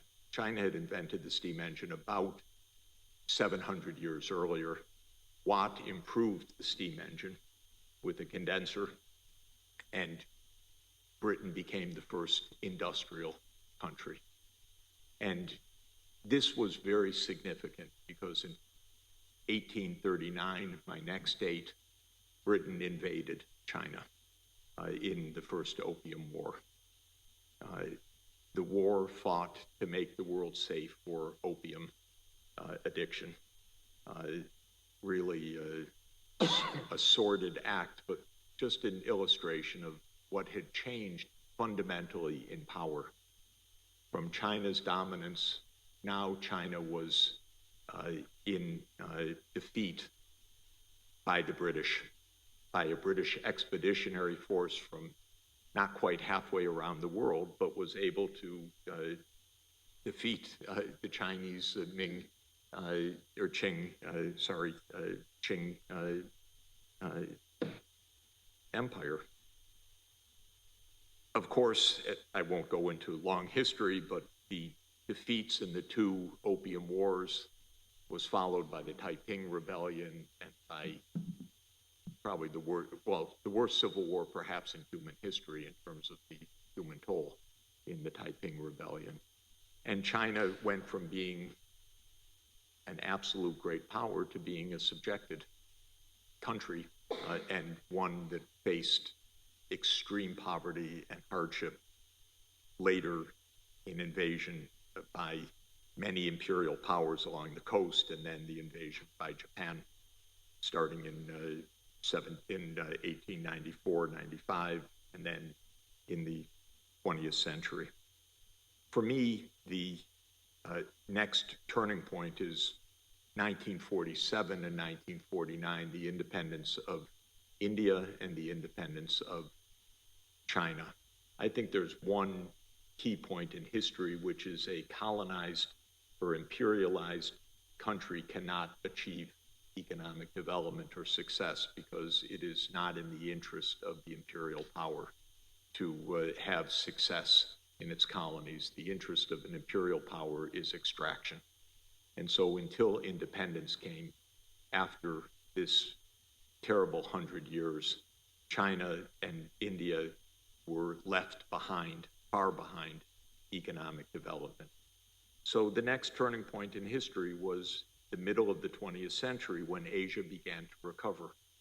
And if you look statistically, Asia had been around 60% of world output for 1800 years roughly, from as much as one can measure this, from 1 AD to roughly 1800 AD. And then by 1950, it had declined to 15%, or perhaps 20% of world output, though the population was still 60%. So the per capita income had collapsed. What we are experiencing now is the recovery of normality, not something outside of human experience, but actually the recovery of normality, because what was abnormal was that a small part of the world, the North Atlantic region, would so dominate the whole world. And that was by virtue of the technological advances, starting with steam engine, and then the militarization of those technologies, which led to a century of imperial domination by Western countries. This would have lasted longer, but the West fought two disastrous, bloody civil wars, World War I and World War II, and by the end of that period, it was, of course, morally, politically, economically, financially, militarily incapable of empire. And with some lagging battles, the countries found their way to independence. So Asia began to recover dramatically fast. And by around 2010, China was larger than the US economy in absolute size, measured in purchasing power terms, but not surprising because China is more than 4 times the US population, or was then. Now it's about 4 times the US population. And so naturally it would become a bigger country. 2 implications, and I'll stop here.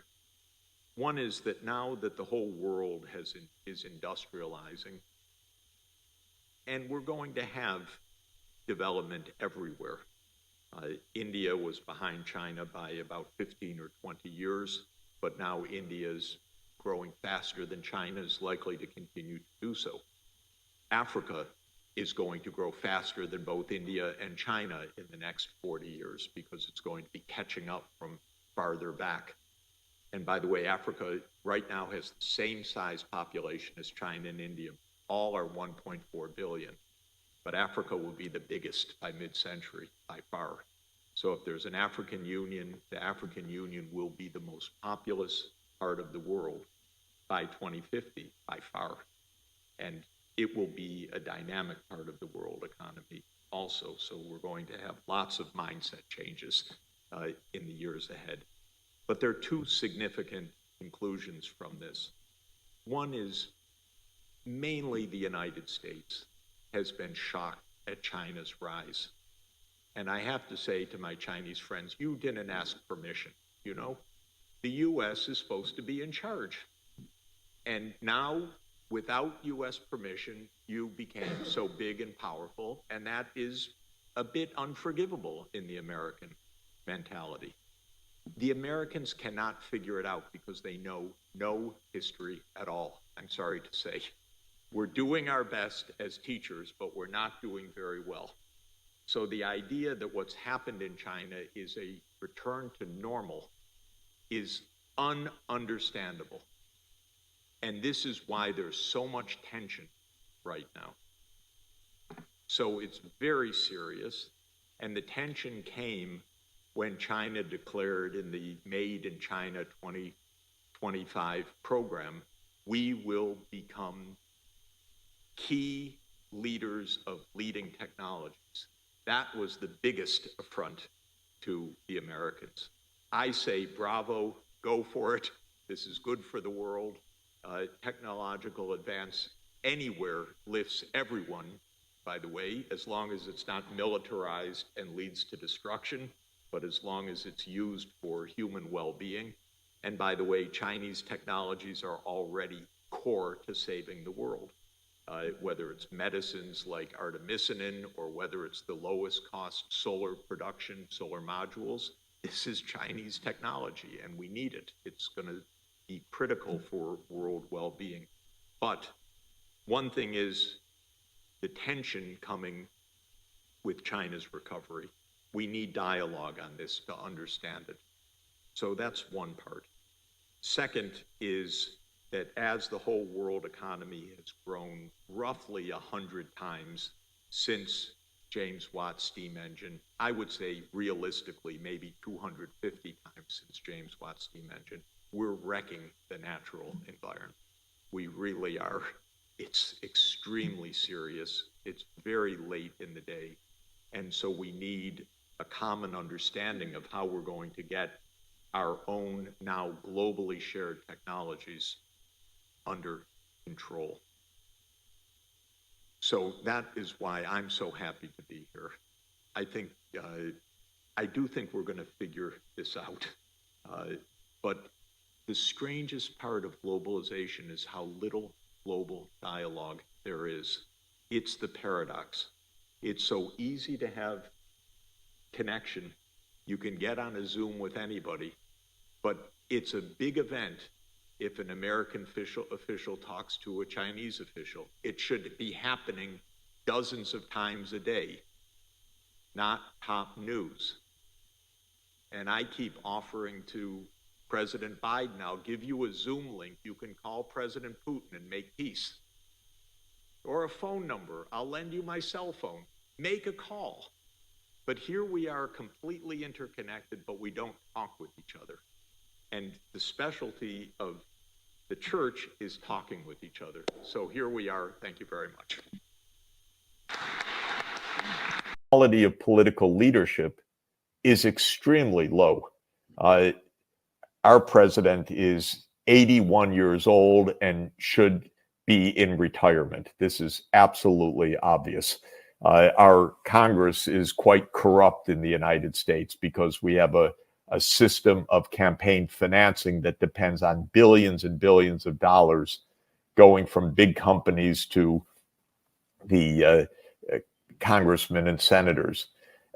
And the U.S. isn't alone in this. There's a great deal of instability, and our political leaders don't know how to get along with each other.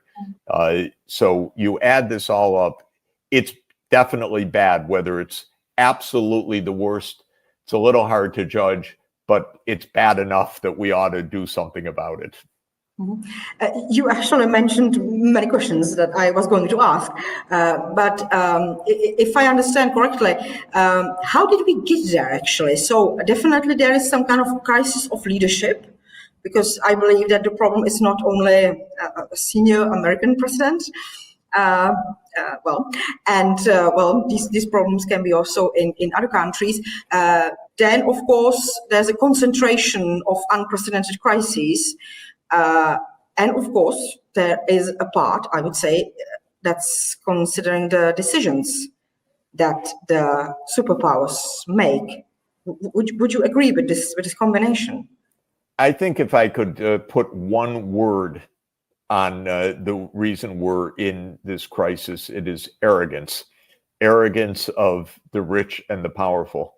And the United States was the richest and the most powerful of all during this period. So the arrogance of the United States has been extremely notable.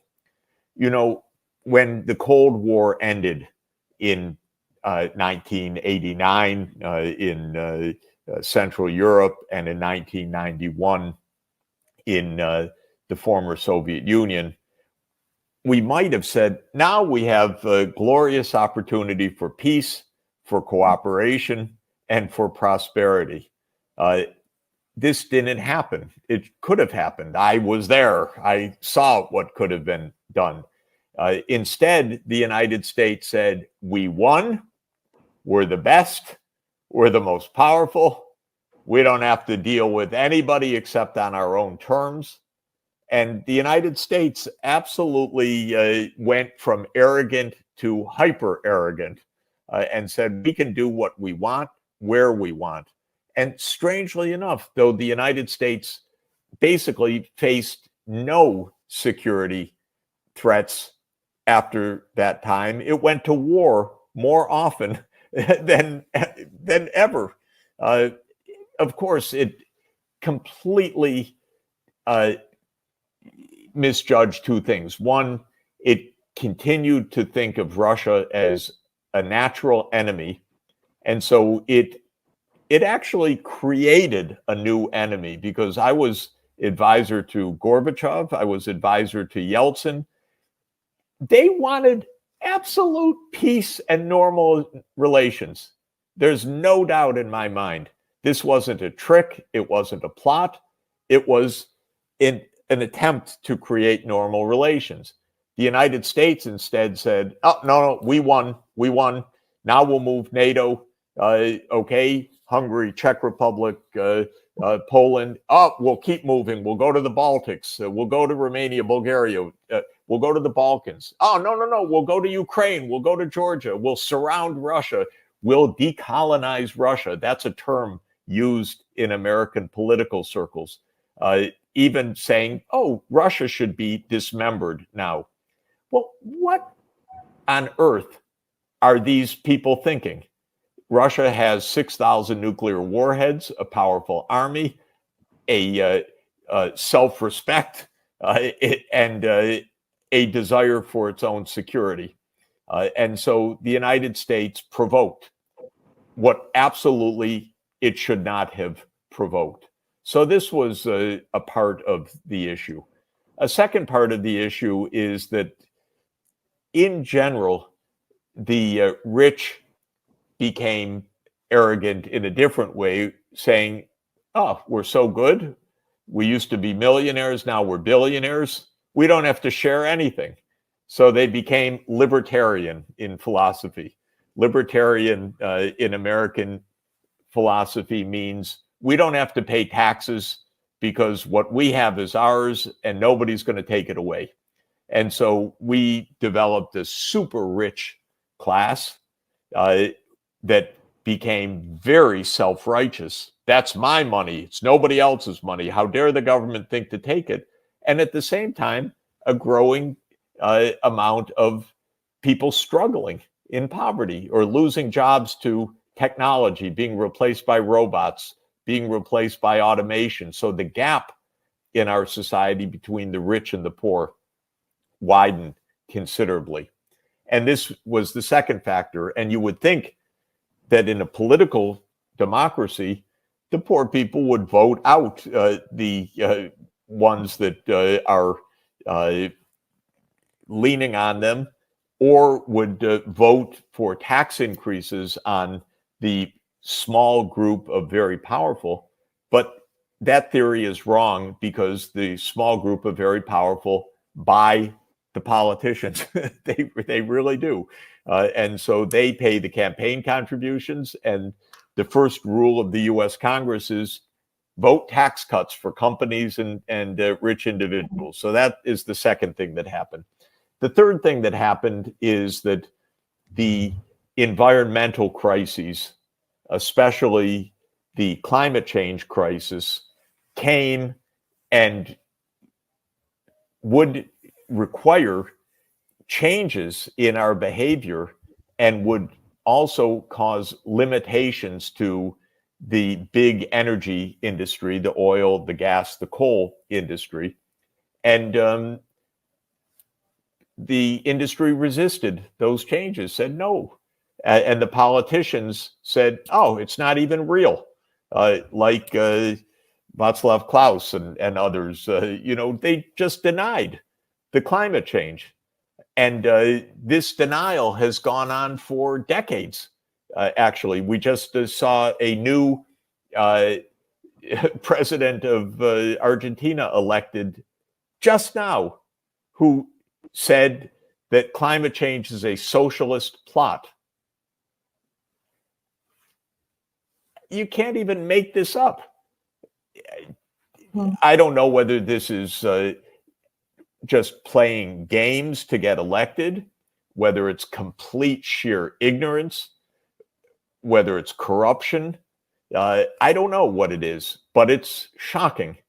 People in any kind of responsibility should know better. They should at least understand what this issue is about. And this has been a very big challenge. It's, again, part of the arrogance.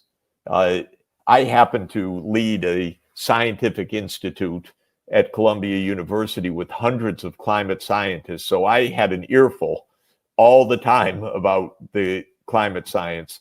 Many people don't have that chance to hear directly. So they hear from politicians or actors who want to be politicians, who say whatever they feel like. And the result is that we go decade after decade without solving these problems, despite all the meetings, the treaties, the conferences, and so forth. So when you add all of this up, as I said, I think the underlying problem is arrogance of the rich and the powerful, who somehow think the rules don't apply to them. And we end up in a world that is in conflict. We end up in a world that is divided between rich and poor.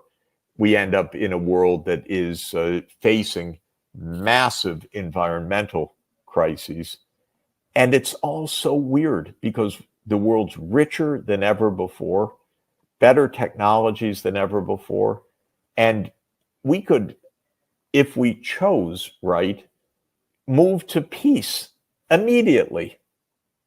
I just testified in the UN Security Council about 4 wars: the war in Ukraine, the war in Israel and Palestine, the war in Syria, and the war in the Sahel of Africa, which is Burkina, Mali, Chad, Niger. And I pointed out all 4 of these huge wars could be stopped tomorrow with politics, with basic sound politics. But our leaders are just incapable of basic sound politics, unfortunately. When you mentioned arrogance and the beginning of the 90s, well, I am from the Czech Republic, as you know myself. So, of course. Yes, we have vast experience with neoliberal policies and their application. However, I wanted to ask about liberal democracy. Of course, we have to mention Francis Fukuyama and his end of history. And now we see how completely wrong that was. But do you see also the liberal democracy as something that maybe hides more the true state of affairs than actually helps to resolve the conflicts? Because, when scholars like Martin Wolf suggest that maybe instead of voting, we should have some, choice by chance randomly, that would be better than elect the representatives that we have, there's certainly something wrong. So maybe if you could elaborate on the liberal democracy, and maybe it really will be an end, but the question is what kind of end it will be. It would be great if we could make democracy work, because democracy is very attractive in principle. It's a way for free people to express themselves. It's a way for people to participate. It's a way for people to learn about social and political realities. So it, in principle, is a very attractive system. And in general, it's a way for people to have protection from their own governments, because non-democratic governments can be very, very destructive of their own people because there's no control necessarily over government. So in principle, I'm a Democrat, but in practice, you can see all of the difficulties of making this work. A democracy needs to have an informed public. A democracy needs to have a respectful dialogue or deliberation in the public, not shouting, not even worse, violence, not hidden influence. A democracy needs to prevent being taken over by powerful interests that use the democracy as a facade, as a pretense rather than real democracy. So some democracies work pretty well. Some in Europe work reasonably well. I would say the quality of the American democracy has declined tremendously during my lifetime. Maybe that's an illusion, but I feel that, and I can see even in the data that people had more confidence in government 60 years ago than they have today. And I look at that, and I've, of course, spent my whole life trying to understand that declining confidence in our government. And I find two factors that are at the core of this. One is that after World War II, the United States created a security state with the CIA and other institutions that were supposedly ensuring national security. But in fact, they really diminished democracy, because the first principle of the CIA is that it's secret and its actions are secret. And it does lots of things around the world that are not good, but they're secret. So this really undermined American democracy. And we don't have much public effect on foreign policy, for example, in the United States, because when it comes to foreign policy, really the president and a few other people make decisions on behalf of everybody without public debate or without control by any really democratic institutions, other than a vote once every few years. But that's not enough, because we go to war all the time against the interests of the American people. So that's one part of the problem. The other part of the problem that I mentioned earlier is the big money in politics. Some countries restrict private campaign financing. In fact, most in Europe don't have a lot of corruption of the political system. But the United States, I regard as kind of legal corruption, legal in the sense that our Supreme Court said that companies can spend whatever they want on politics, no restriction, or few restrictions.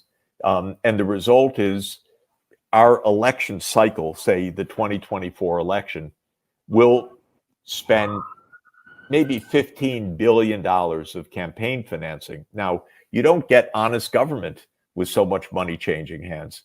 You get government that is purchased by the highest bidder. And this is why the confidence in democracy has declined so much. You mentioned, of course, the power of big money. I wouldn't be so optimistic about the situation in Europe. I just believe because the economies are weaker, then there's not so much money as in the US, but the tendency is practically the same. You mentioned Joe Biden and, of course, then President Trump. Probably they'll meet in elections next year. Probably. Do you see the crisis in leadership? Because when we look in the past, we see many strong leaders who were both from Europe, from the United States, who were able to offer some vision and lead a society. Some of them even towards a peaceful society. We mentioned Willy Brandt, Olof Palme. We can also mention Ronald Reagan as a special type of American heritage as well. I would say there is a certain decline in these leadership qualities. Do you view it as well? Because in Europe, it's, I think, very visible. Yes, I think the quality of the political leadership in the US and Europe is very weak right now in general. Speaking of the United States, we have two leading candidates, one of whom is 81 and can't find his way off the stage anymore. He happens to be our president. And the other one is a convicted, is multiply convicted, psychologically unstable person who now faces dozens of criminal counts right now in trials coming up. So maybe we'll have an octogenarian who should never be running, and a convicted felon running for the presidency.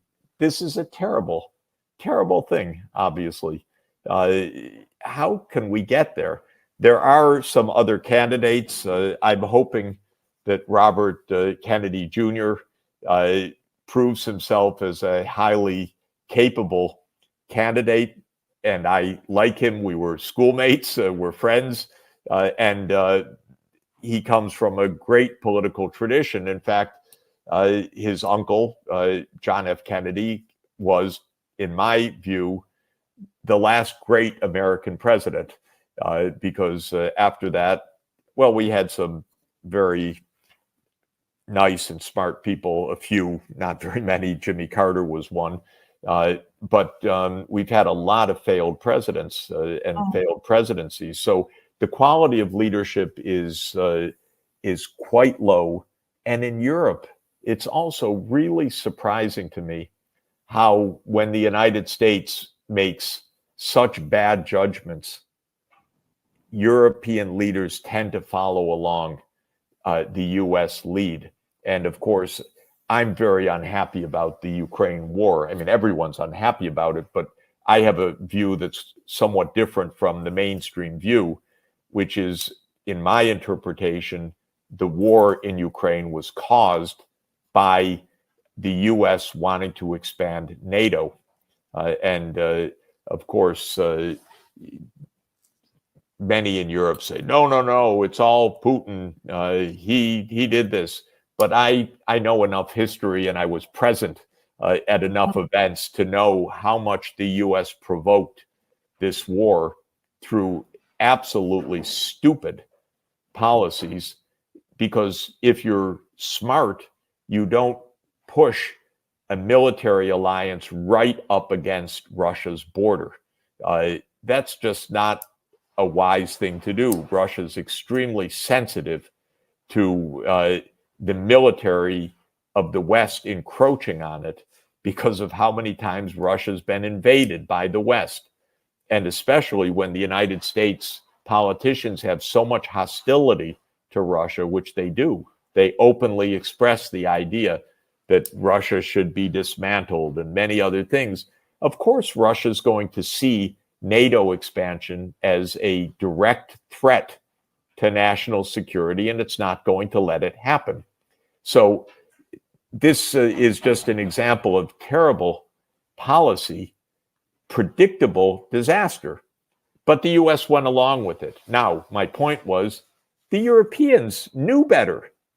I know, because many Europeans told me many times, oh, NATO expansion to Ukraine is very dangerous, but then they don't say it in public.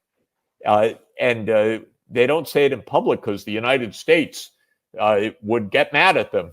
And, they're afraid of the US. They shouldn't be afraid of the US. Europe should have its own independent foreign policy, and it should understand its own interests. And the interests are not just following along the United States. So this is just a very important example of the weakness of the political leadership right now in Europe as well as in the United States. Yeah, we see that here very well. So they're actually not able even to formulate the national interests. And I don't know if it's fear or simply they are not capable to understand what's going on. Maybe it's a combination of both. However, the consequences are really disastrous for the EU, both economically and politically, of course. You mentioned one European political leader said to me a couple of years ago, oh, they don't take us seriously in Washington. And he said it even more colorfully, which I won't repeat exactly, but this was a leader of a major country. And my thought was, yeah, but you should not allow yourself to be treated that way. That's your fault. That's not America's fault. Yes, America's arrogant, but stand up for Europe. And this should be the approach, but it's not the approach. New money. So as the old debt was coming due, a government would normally borrow new money to pay off the old money and keep the debt level pretty much the same. But Argentina has no friends. Nobody trusts it. So as the Argentine debt was coming due, everyone wanted to be repaid. Thank you. No more loans. So I was trying to help, since part of my work over the last 40 years has been in economic emergencies, and I helped them negotiate arrangements with their bank creditors, and I helped them negotiate arrangements with the International Monetary Fund. And I said, oh God, this is tough. Nobody believes in Argentina, least of all the Argentines. So after these agreements were reached, I flew to Buenos Aires and I met in a large room with Argentina's PUBAs, the powers and shakers. And I said, your situation is not as bad as you think. Your debt is actually not so high. Your need for the central bank to print money is actually not so high. It's just that nobody trusts you. So if we could regain trust, believe me, your balance sheet is actually better than the US government. It's just that in the US, everybody uses the dollar, so you could run big budget deficits. But Argentina's budget deficit was smaller than the US, and Argentina's inflation soared because everyone was always ready to run out of the peso. Okay, so I said, just rebuild trust. I felt pretty good. Compelling speech, showed the data, showed that the US is worse at a fundamental level than Argentina. Flew home, and within days, the finance minister basically resigned because his own political party more or less disowned him after he had gotten these agreements. Oh my God, okay, he's gone. Inflation soars again. And so all that handiwork of saying, there's a way to get out of this, be careful, evaporated, and the inflation eventually rose to more than 100% per year, which is pretty high, although I've dealt with countries in thousands of percent per year. But it was sufficiently high that the Argentines said in this election, we don't want to hear anything about any standard politician. We want something completely new. And the incoming president promised something completely new, specifically to adopt the dollar. And it's probably not going to happen because quickly they backtrack. We don't even have dollars. We can't tie our future to a currency in which we have no reserves. We couldn't back the banking system and so forth. I've not spoken with the new government, although I know the incoming finance minister quite well. I plan to speak with them. The long and the short of it is this is just chronic crisis. So I wouldn't draw too much about general facts from Argentina, because basically almost any time between 1823 and 2023, you could have found the country in crisis. And I've dealt with already in my career with a number of presidents of Argentina, and they don't have the internal political capacity to overcome this yet. So all of this is to say, Argentina, endlessly fascinating, a little bit bizarre. Hopefully they'll get out of it this time. What's interesting now geopolitically is that the outgoing government had joined the BRICS. And that is a good thing and an important thing for Argentina, because it brings Argentina and the next door giant Brazil together, which is very good for South America, very important diplomatically, very important geopolitically. The incoming government has said, oh, we don't want to have anything to do with China because Milei is being portrayed as an ardent Americanist, so on the American side of this bloc politics. My message to the Argentines is, look, China's your major customer. Don't be dumb. Don't go with the US in this sense. Trade with the US, trade with China. Don't get into this crazy mentality of one side or another. And by the way, in this world today, if you have to choose one side or another, I wouldn't go with the American side. Every time a country sides with the United States these days, it ends up in disaster, like Ukraine, because the US is a fading empire.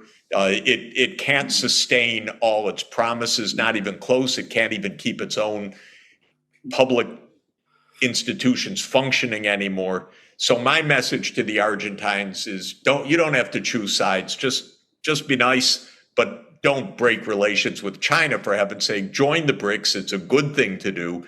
And maybe within the BRICS efforts this year, which are very important efforts to create non-dollar payments, there'll be something in it for Argentina. That I'm going to try to explain to them.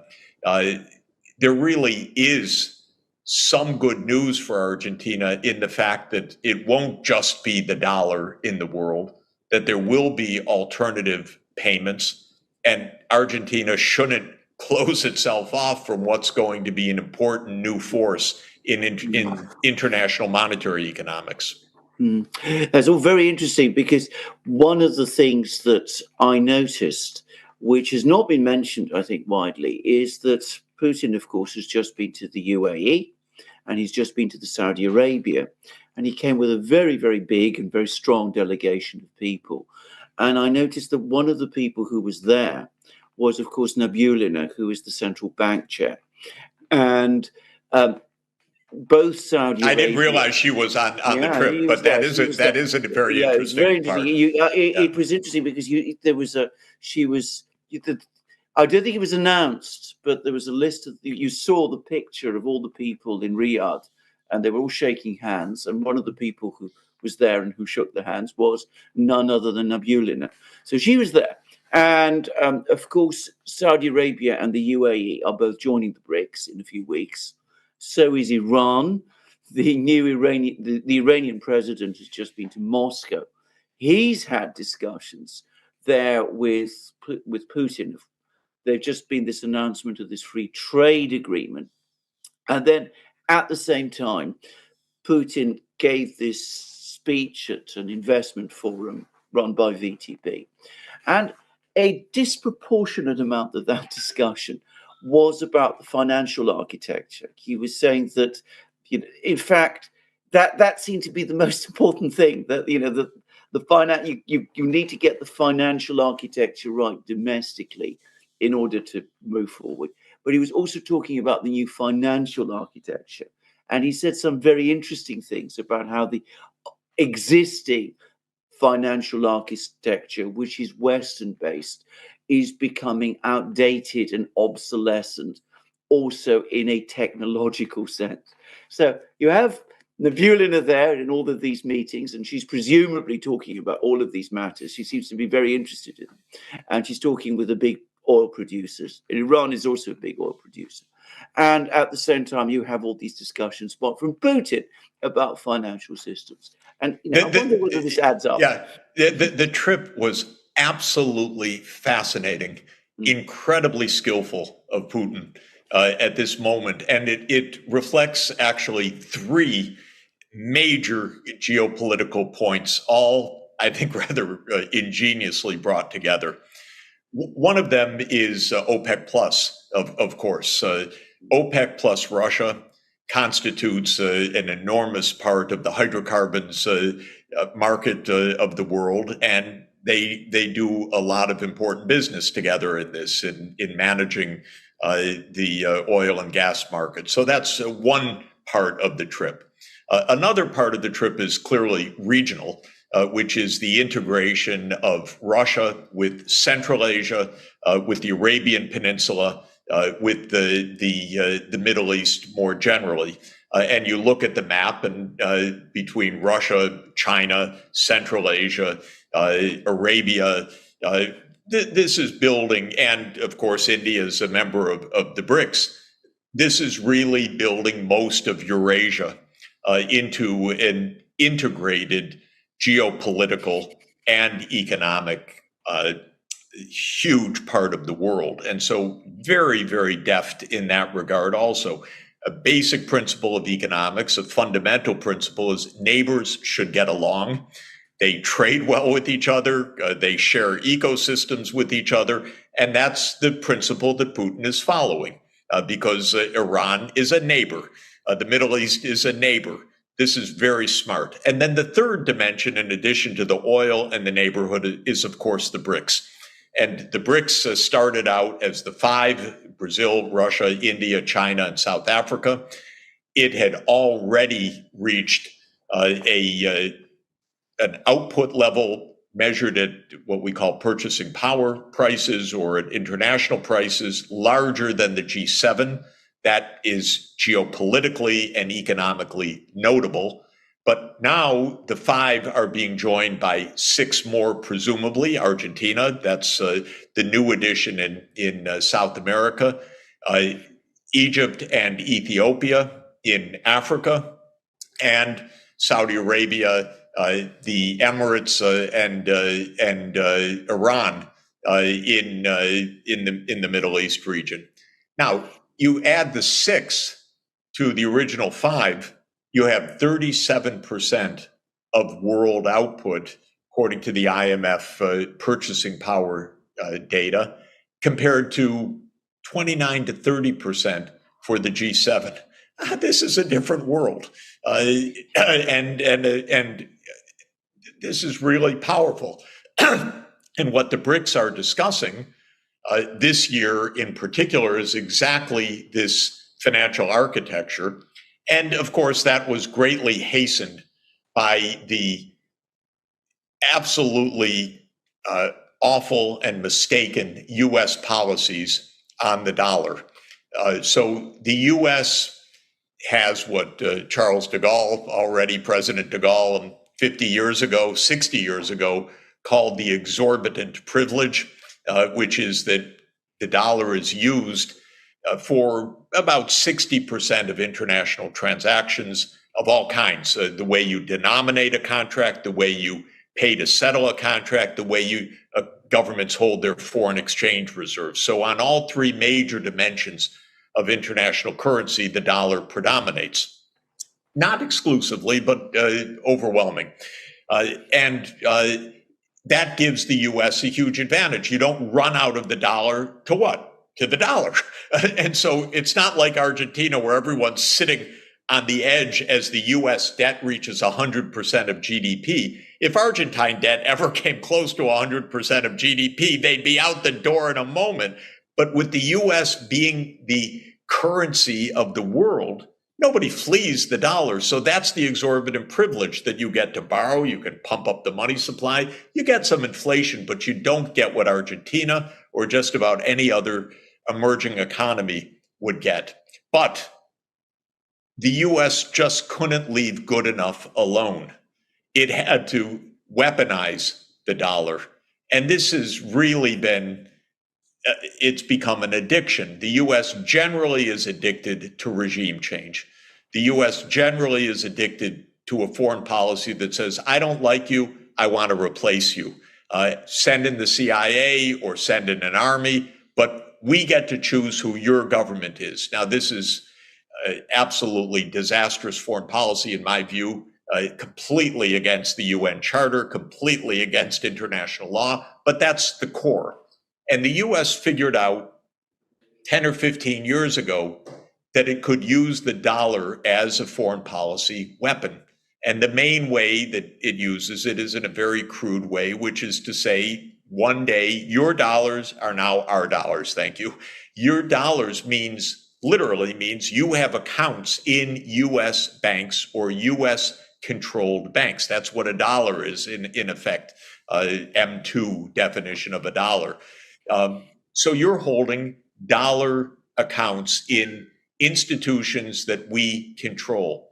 And what the US has come to do increasingly frequently is freeze the money of other countries, of their central banks, no less, of their state enterprises. And the United States did this with Venezuela. Absolutely absurd, but one day Trump and his minions got the idea that they will declare who's the real president of Venezuela, not the actual president of Venezuela, but they named someone from the Venezuelan parliament as president and said, okay, that guy's president. That actually lasted for a few years. And you could see the power of the United States. It's like the emperor with no clothes. About 40 countries said, now Mr. Guaido is president, not Mr. Maduro, who's actually president. So you could see a measure of the US influence that other countries would follow this nonsense. But in the process, they said, Mr. Maduro's no longer president, because we said so, and he no longer has access to the foreign exchange reserves of the country. We give that to this other one. Well, this is absolutely crazy. Even the IMF couldn't, I shouldn't say even the IMF couldn't figure this out. It doesn't have the gumption to say to the United States, that's ridiculous. So, no, we have a big issue. Who really controls the foreign exchange reserves? So these games went on for years. Of course, with Russia, it's much more serious than that. The United States froze its estimated $300 billion of Russian financial assets. That's a lot of money, by the way. That was the trick that was going to bring Russia to its knees. It didn't do so, but that's what they thought. We've got Putin cornered. We've got Russia cornered. We'll bring them to their knees by freezing their assets and locking them out of the US banking system, the so-called SWIFT settlement system.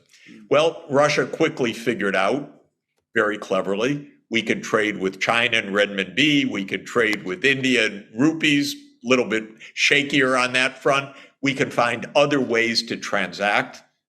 And to make maybe a short story long as I have, this year Russia is the leader of the BRICS. The BRICS summit will be in Kazan next October, I believe it is. And so Russia chairs the process, and it's chairing an expert group to come up with non-dollar payments. This is smart. And I kept telling my friends in the US government, don't abuse the dollar. It's going to go away. Because in monetary economics, the first thing you teach is the real economy is the real thing, what you produce, what the factories are. There are many ways to make a settlement, even barter, of course, but there are many currencies you can use. So don't think that your currency brings another country to its knees, because the other country's economy is the real economy. The ability to produce steel, the ability to produce weapons or artillery, the ability to produce automobiles or chips or whatever it is, or oil. And the United States misunderstood that, but really abused the privilege of the dollar. And the dollar will absolutely lose its role in centrality in the international payment system in the coming decade. In monetary economics, just to mention, all my colleagues look at history and say it's a long, slow decline of a currency. And the most famous case is the British pound, which used to be the core of the international monetary and financial system in the 19th century until basically the Great Depression. But the fact is, and so they say, look, the pound hung in there even after Germany was larger, even after the United States was larger, even after Britain's share of the world economy had declined. London remained the center of the international system. But it's not going to happen the same way with the dollar because it's just too easy technologically to do things differently. And so we will have at least an international renminbi at a minimum playing a big role. And we could have a kind of BRICS, if not central bank, a BRICS monetary fund that serves the role of giving liquidity and credits among the BRICS countries in a way which will mean a non-dollar settlement system. Professor Sachs, just a few things. As a person in Britain, I can say that the long decline of sterling after Britain lost its hegemonic position in the world economy was an absolute disaster for Britain. You would not want to go through that process again. And by the way, it's quite interesting just to say the way it manifested. Of course, World War I was awful. The return to gold in 1926 overvalued Britain in the world economy. And Keynes wrote one of his most famous essays in 1926 called The Economic Consequences of Mr. Churchill, who happened to be the Chancellor of the Exchequer in 1926 that put this mistake into place. The 1930s were the Great Depression. World War II, of course, devastating. And the point is, by the end of World War II, Britain had basically gone deeply into debt, even with its own colonies, which became independent countries. And so Britain never quite got out of debtor status again. And it was a very, very heavy, long, painful period. Britain, the center of the world, going to the new International Monetary Fund for an emergency loan. I mean, unthinkable. But, the United States, can you imagine going to the IMF for a loan? It's not impossible. This is exactly what you're referring to. Absolutely. I remember it. I was in London, of course, when it happened. I can remember the Chancellor turning back at the airport. He had to rush off to Washington to raise funds. And, of course, the fact that we had this currency, which was still an international currency, was doing immense damage to the British domestic economy, which I think people don't understand. So in some ways, it might actually be better for the United States, I would have thought, to go through it quickly than have it, drawn out in the way that it was with Britain. I'm not, by the way, saying that's going to happen, and I'm not making those points. But anyway, that's what I wanted to say. If it's a long process, it's a long agony. It's not based on the British experience. So, we will have non-dollar payments in the BRICS. That's clearly high on the mind, not only of President Putin, obviously, but also President Lula, who every day asks, and he's the chair of the G20 this year, as well as being a BRICS member. Why are we dealing with Russia in dollars, for heaven's sake? And he's very sensible, very logical. And we will move to new payments arrangements, and they will do just fine, thank you. That will be the real lesson.